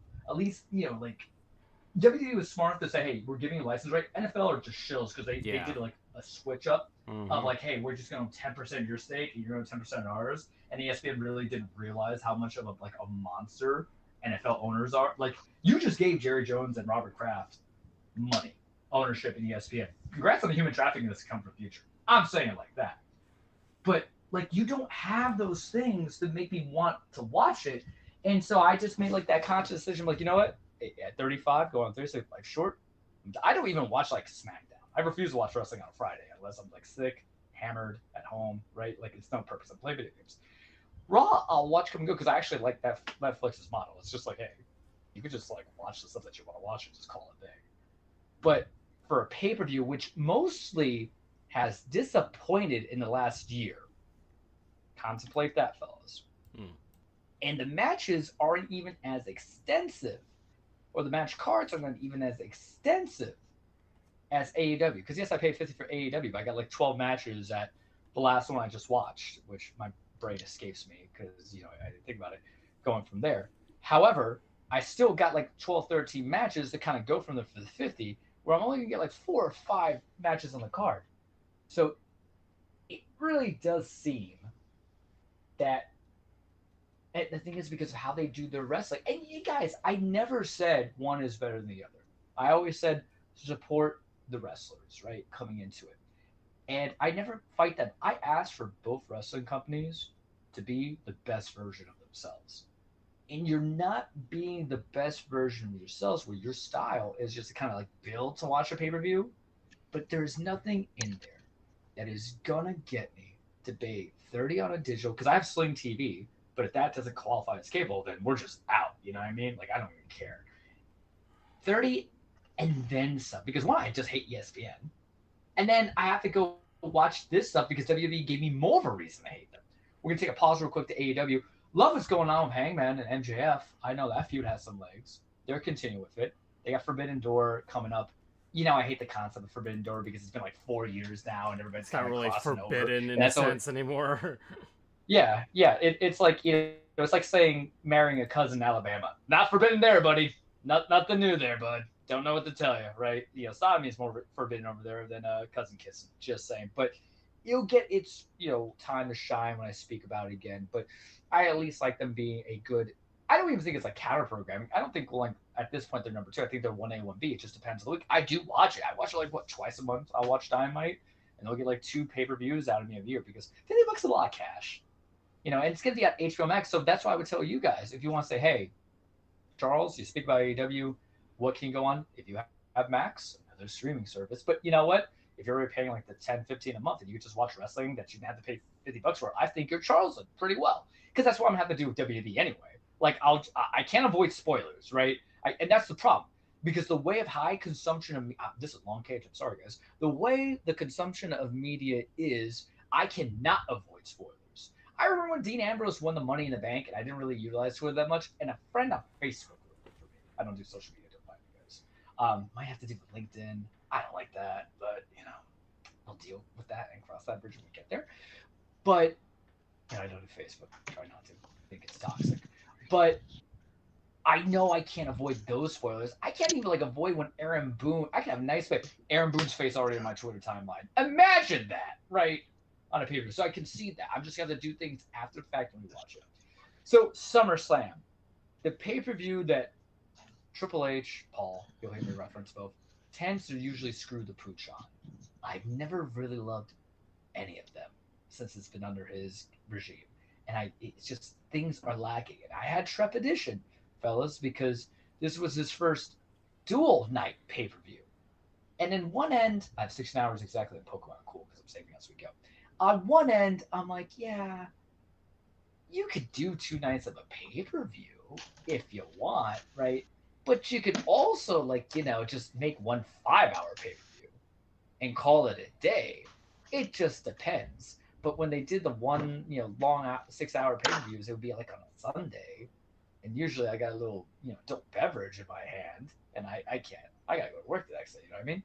So I'm like, fine. And I told you guys in the chat, I'm like, I'm kind of excited for this card. And I was cautious. And it turned out for Hunter's first attempt at a 2-night pay-per-view at SummerSlam, it was damn good. I liked it. Holy crap. And I don't know how to ever grade the 2-night events because I do not grade them overall because you can't grade it overall. It's not like watching the Fellowship of the Ring Extended Edition. Fantastic film. Series Extended Edition. And not fantastic. And you just split it in half and you're like, it's whatever. You kind of have to because you can't judge it the whole movie. You're just getting match card 1, match card 2. And I view it kind of this is the best way I can explain to you how my brain works on 2-night events. ALCS, right? There's going to be some games that you remember. And game 1 might trump game 2. But if it's a good series, it's a good series, if that makes sense to you, Joe. But run down the card real quickly. I won't go into stories. I'm just going to give you grades because I do my predictions and all that fun jazz. But night 1 starts with Roman Reigns and Jey Uso versus Bronson Reed and Braun Breaker, the Bronze, as I call them.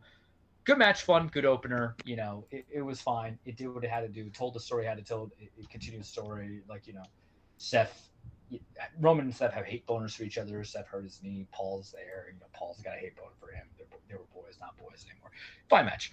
Second best match of the night: Charlotte Flair and Alexa Bliss versus Judgment Day, Raquel Rodriguez and Roxanne Perez for the women's tag belts. Good match. I felt like if you gave them more time, it could have been special. But sometimes WWE disrespects women.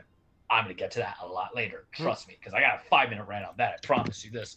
Sami Zayn carrying Cross. It was fine. It was a match. It was 8 minutes. I can't judge it. Tiffany Stratton versus Jade Cargill.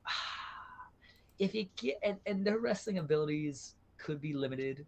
Fun fact. No, I won't put it on blast. I think I mentioned in the chat, but I won't put it on blast here. But Tiffany and Jade, they did what they could. I don't know why Jade didn't win. Tiffany's getting stale for me.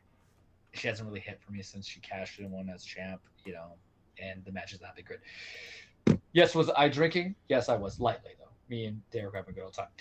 Because I say that to get to this match.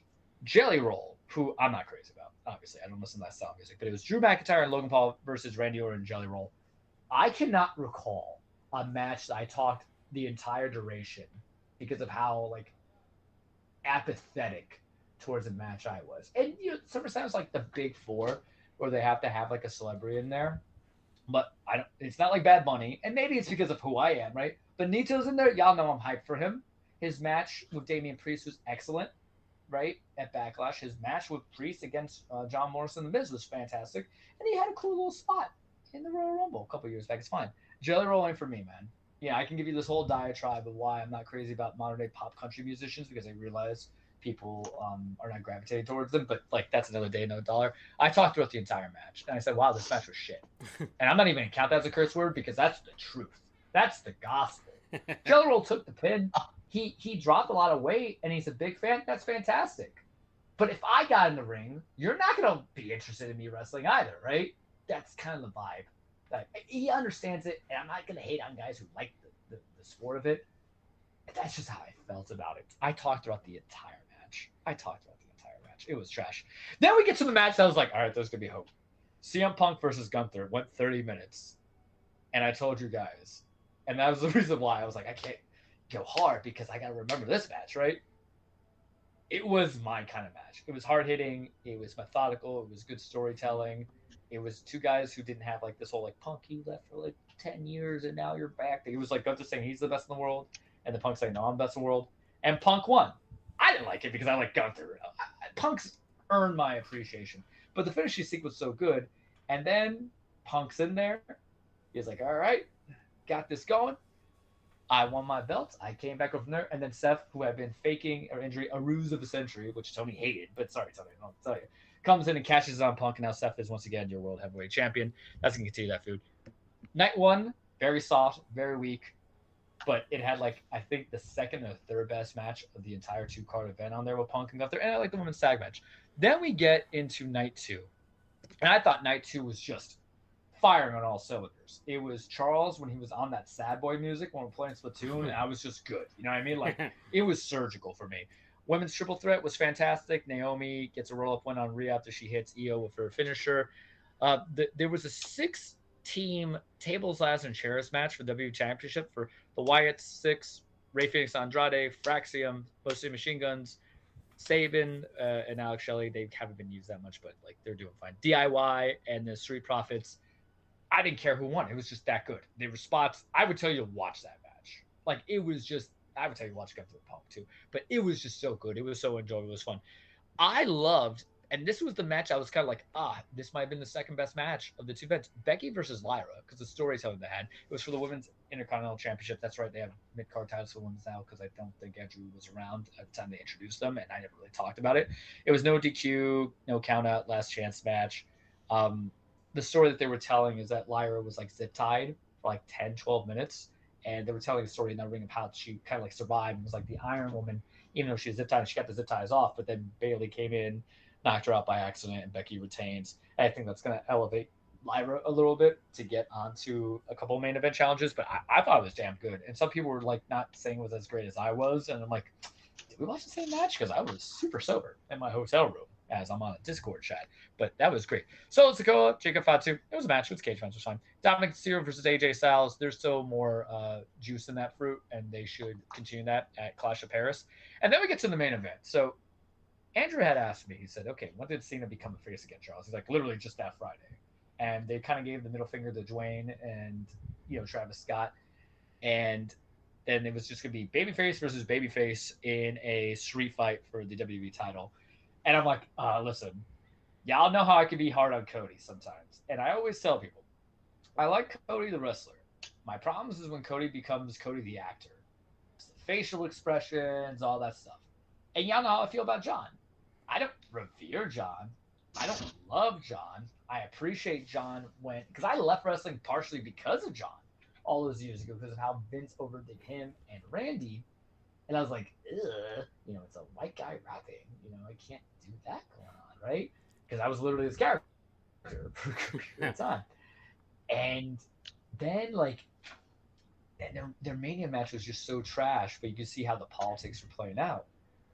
And then they proceeded to give me what might be the the best match, not just of that card, but I really got to rewatch that triple threat match between Roman, Punk, and Rollins, sober, to decide if they give you the best match of WWE for the year. Because remember, I don't do I say top 10 at AEW, top 10 WWE. I loved every bit of it, and it was ridiculous, and it was just so good, and it hit all the stuff that I liked, and like I was engaged, I was enthralled. I understood the stakes. I understand everybody went Super Saiyan for a second, but you're talking about like the undisputed WWE Championship. It's supposed to be not kings and men fighting each other. It's supposed to be gods, right? You could set that spectacle, and Cena was just having a good time. Cody had a good time, and Cody wins, becomes now a 2-time WWE champion. Him and Drew should be on, please, the front line here.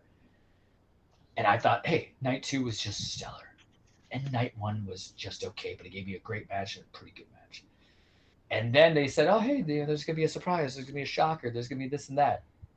And then what I need you guys to understand is that I have worked with victims of violence in my professional career. I have worked with victims of sexual assault, and I have worked with victims of human trafficking.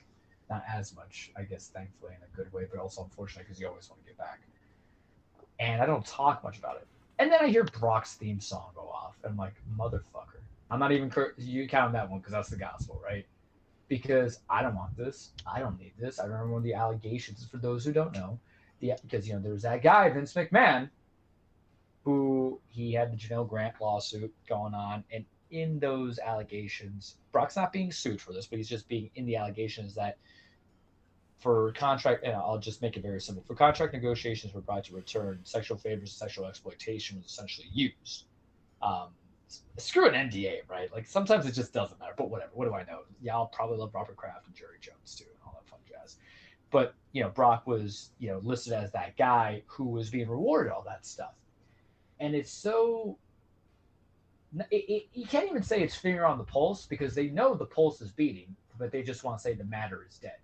And I don't know if it's because of the times of government administrations, or are we just actually being honest of who we are as people? That sometimes people don't care. And I said this a couple of weeks ago on some bit of the show, and I'll say it again now. The problem with wrestling, it's an iconoclast, right? It's the same equivalent of being able to reach out to people the way sports can and television can. It's the reason why somebody who was on The Apprentice is now your president. We delude ourselves because we get some enjoyment out of it that I think we debase humanity, and we create this concept that all politicians are evil or all billionaires are evil, and then we just kind of accept that too, but then we're rooting for something. And whether or not Brock did it or didn't do it or anything like that, it was fine. Okay, but you knew about it and you retained somebody back in. That is the equivalent of like, and I'm going to say this because I think this is going to hit. That is the equivalent of keeping an officer on the force who has an open arrest for like battery on a loved one or individual or other stuff. Think about it. That's really how I'm conveying it to you. It looks bad, right? How am I going to have a cop who has this open charge so enforce the things like that? It doesn't make sense. But they don't care. TKO don't care. Maybe Nick Khan doesn't care. I don't know how much involvement Triple H has in those things, but maybe it is a feel of higher up or not. But what bothers me is sometimes the other people don't care. And it's the same way of how I make the equivalent when Hulk Hogan died, where like people are like, oh, well, Hulk Hogan was human being. I'm like, Hogan was a racist piece of shit, if you actually heard it. And I don't want to see Brock on my screen. Like the wrestling fan in me, do I want to see one more match between him and Cena? No. Do I want to see him versus Gunther? Sure. But I sometimes choose principles over what I want, which is so hard to do for everybody out there, not even for this country, but in this entire planet, because we're all just so self-serving as opposed to, understanding. And then, like, I see Paul Heyman, and you don't even know who I am. I don't give a fuck, right? And I sent you guys a Twitter thing because he was like, oh, there's people who say Brock is going to cancel and stuff like that. Well, Paul, if you're such a great promo, why don't you read aloud the allegations in that complaint? Oh, boy. And even better, why don't you read aloud, not in front of a camera when it's a one-on-one interview where Ari Helwani is interviewing. Why don't you go in front of a live audience with people there and say that? Because that's the only way you can make people, you got to make them comfortable, because when you do things in a very limited setting, you can be whoever you are, right? doesn't matter who's gonna rat on you, but this is your boy. And I posted something, and I never put hate back on Twitter. You guys know I don't believe in it. But at some point, I'm like, no, because I think I just had enough of having people live in their own delusions that they live in a castle where really they're just, they're shitting on a throne, but you're shitting on a toilet, guy. I really shouldn't curse this much. Bleep it. But he's going on there, and I don't think I'm taking anything out of context. But you know what? That's your boy. And I put out there what I say was like, Paul ain't never going to trade in a meal ticket, straight up. That was his guy. That's who he got. He was doing some stuff at ECW, but you didn't pay the guys in ECW, brother. Trust me. Allegedly, Tommy Dreamer want to stab you at WrestleMania 17, which is always a fun story. But your degree of relevance in WWE is contributed to Brock from 20-something years ago, and even to the present time, right? And I sometimes is the wrestling game, but I think that's just the person game. If someone help me, I'm gonna go from there. But you're such a good promo. Why don't you read those allegations that mention your guy, right? And also for the people who revere Vince McMahon as well, or Hogan being dead, why don't you go up there and orate word for word what he actually said in those videos? And then it's gonna sound pretty bad, isn't it? And that's why I'm just like the same way I'm feeling about Aaron Booth, the kind of same way I'm feeling about WWE, because like I understand you make your money and all that fun jazz, but like it's so tough because on social media, and I always make the joke about Twitter fingers, so everybody's got to have a problem. Here I am living that prophecy and the hypocrisy that I have. But when you look at it, it's like you really legitimately brought in a channel changer for me. The memes were hysterical. Someone put that Chris Benoit could come back resurrected and Hunter would put him on in a heartbeat. Maybe, right? And do I acknowledge the fact that humans are complex individuals and there's things happen? Like Stone Cold Steve Austin was arrested for battery. I acknowledge that. I get that. I'm not talking about that.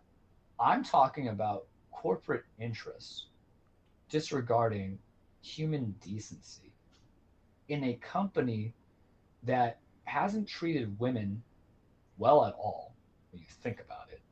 They're not pushed to the moon. They're not given the relevance. They get one, we'll hear damn WrestleMania.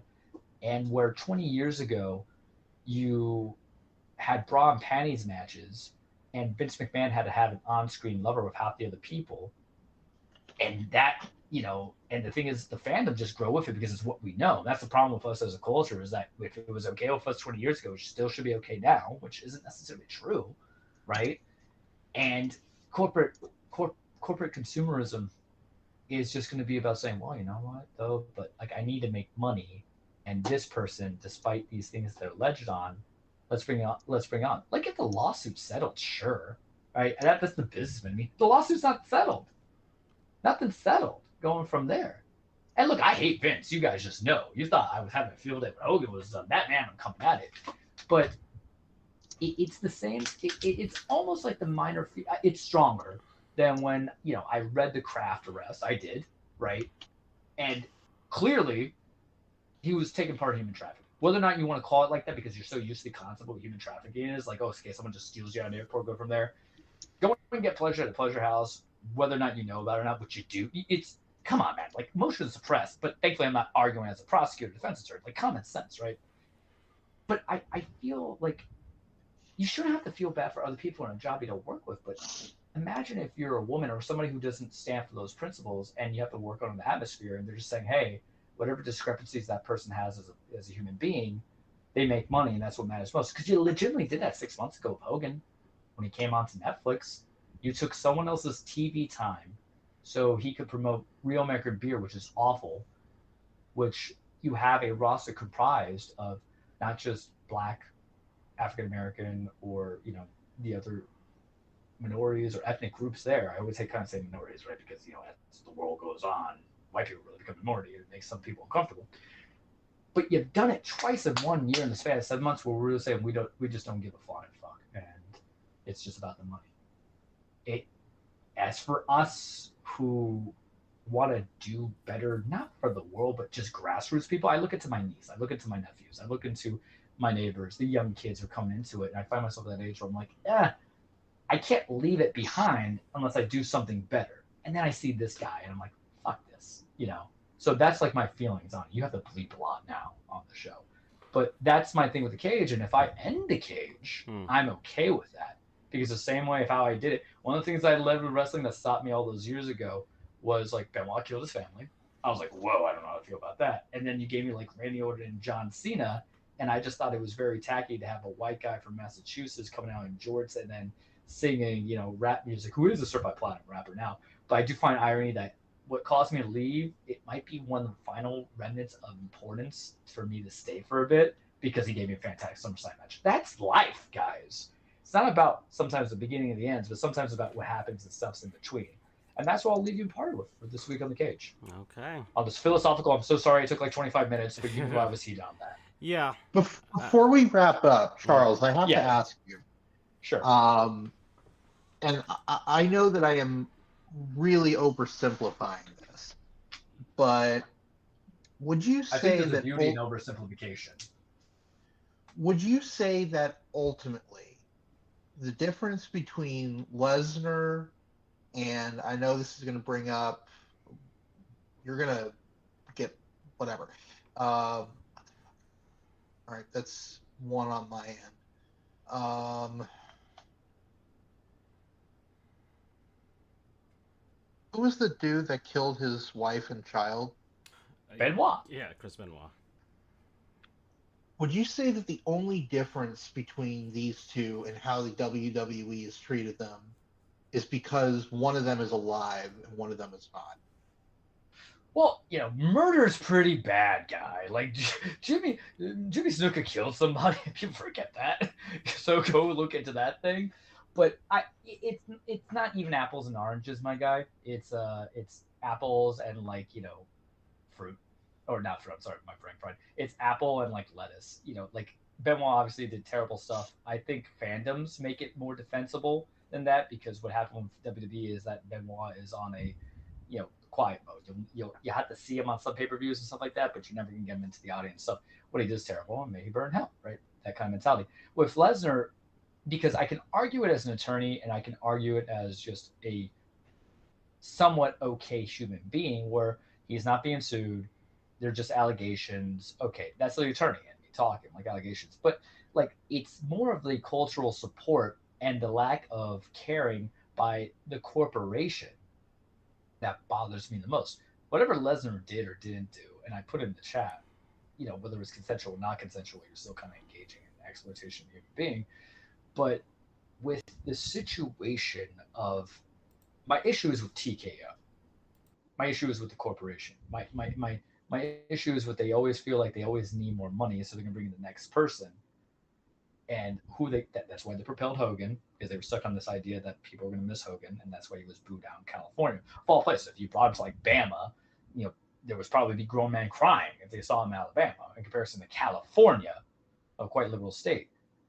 So it is it a little bit of oversimplification? No, I think it's more or less just like two different, debates coming into it. I think the difference isn't that one's dead or alive. I think the difference comes in is that there's an easy excuse for one, hear me out, an easy excuse of how they treated one versus another. Murder suicide, what they said, CTs and steroids, and maybe he was a little crazy in deep depression. Easy buzzword kind of stuff, right? Easy buzzwords. You see it in the news, you see it in the entertainment, and we just accept it. Well, Chris Benoit had CTE. He was on steroids. He went to a deep depression with Eddie Guerrero, died and some other stuff. And unfortunately, he killed himself and his wife and his thing. And then you go into, and then you get into like the hard stuff. Because is that not sexual harassment, sexual assault, sexual exploitation? It's never like, unless you get the ones that are like clear cut. Sometimes the shoo is like, well, innocent before proven guilty, and when it was consensual and you get roped to it, it's because consent, right? And they kind of like take that buzzword and they wrap it around. But guys, poop covered, because I've cursed so much, I'm stopping. Poop covered gold is still poop, and it's a very poopy situation. That's my problem with it, and it's just for your measly 15 minutes of entertainment. And I think it's also as diabolical people who like to watch people get live murdered on streams on like live cams, right? It's just like you're being desensitized because you just don't want to be empathetic towards other people. That's really how I feel about it, in that sense. So I think it's the situations are so fascinating. Not about one as alive or not. I think it's about the subject matter. We are desensitized to like murder suicides, right? But when we talk about like, well, this guy was coming in something and something, and it was like sexual favors, but she was okay with it originally and stuff like that. You see how we're kind of like we're pantomiming it a little bit as if it's a Seinfeld sketch, which that's something you don't like have a Seinfeld sketch on. It's sort of like, oh man, that's kind of awful. Why would they bring that guy in? That's really the way it had to be presented, as opposed to like, well, we need money, and yeah. Legal cleared him. That's what they said. Legal cleared him. I'm like, legal will clear anybody without, like, I hate to say it like this. Legal almost can clear anybody if they don't see pending charges and arrests. It's an HR issue, right? HR sometimes refers to legal. It's not that complex. And the thing about corporations, they're very much known for like, well, it depends. And they take it and they run with it. I'm off my soapbox now. I don't even think I stuttered. That was probably my most like succinct cage Yeah. ever. Oh boy. Well, emotions running high, but we're gonna go now. So bye everybody. Have a good night.